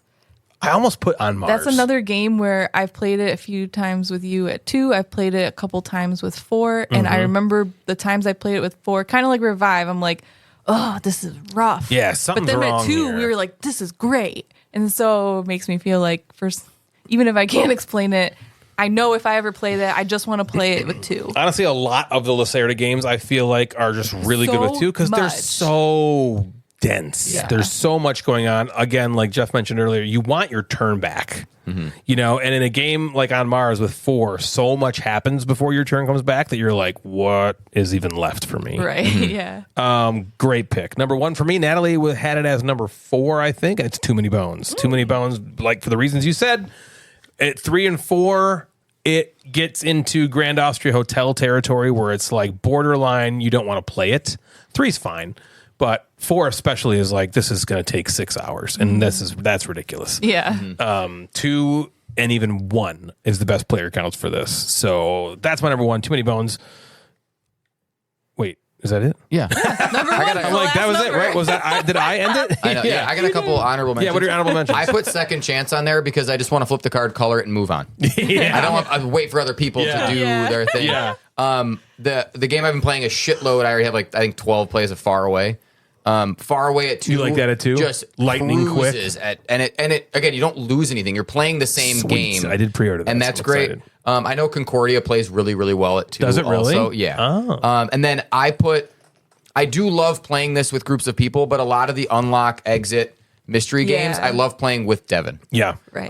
Like I'm loving playing Dimensions with the 3 of you. Yeah. 2 of you, with the 3 of us. Yeah. And I know you guys would just have fun with the 2 of you also, but Yeah. sometimes it's the more you add, Yeah. The less there's players diminishing have return to that Especially kind of like stuff. unlock or exit. I feel like, I'd be working on this, other people would be working on this, and I'm like, I wish I knew how that worked out. Yeah, you miss- because you miss miss it. something. Yeah. Like an escape rooms are like that. Yeah, yeah, You know, it's exactly. like, damn, what did you guys do while I was doing this? That's kind of a Right. bummer we missed that. Yeah, you talked about some of my honorable mentions. Orleans was going to be right there. I actually almost put Underwater Cities Me too. on there. I love Underwater Cities at 2. But it's great. I liked it a lot at 3 and 4. Yeah. Yeah. Well, and they leaned into that. They have a two-side player, two-player side It just to the board. lends itself really well Yeah. at 2 players, which I You want really your turn back. I want my turn. I want my turn back. Plus, it's just I don't know. It's just got that. It's got that really good rat tat tat swoop boom boom boom, especially at 2, which I really like. So, Natalie, did you have any honorable mentions, or did you just go to 5 and then you were like, "Fuck, this took me." This Just was Castles of Burgundy, but that's it. it's so fucking good. So good. Oh, It's so so fucking good. good. Let's play it. All right. So that's going to do it for us tonight, everybody. If you'd like to get a hold of us, you can find us on Instagram at Gamecasters or at Mad Board Gamer. Both of those accounts service the podcast. We also have a Facebook group. Just search Gamecasters and you'll find us there. You can also email us at thegamecasterspodcast@gmail.com.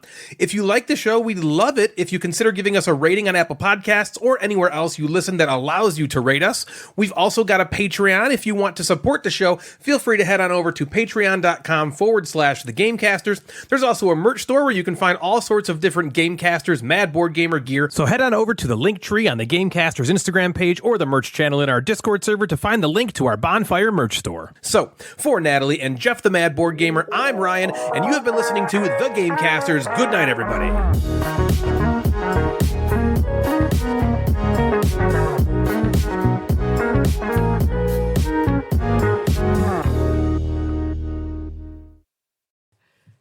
No, I just said your cord fell off. Not unplugged. My umbilical cord.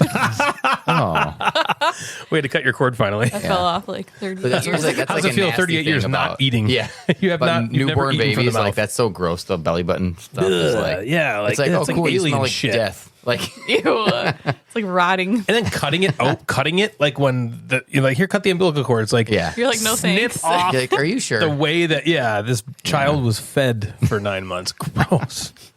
Ugh. Yucky. Ooh. Nasty. Yucky. Also, like,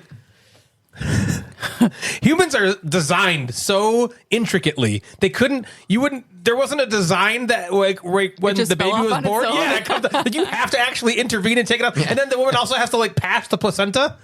Yeah. That's weird. Like what happened when they didn't have scissors? you gotta use a stone. There was Sharpened It was stone. a society of ninjas, and they just karate chopped it.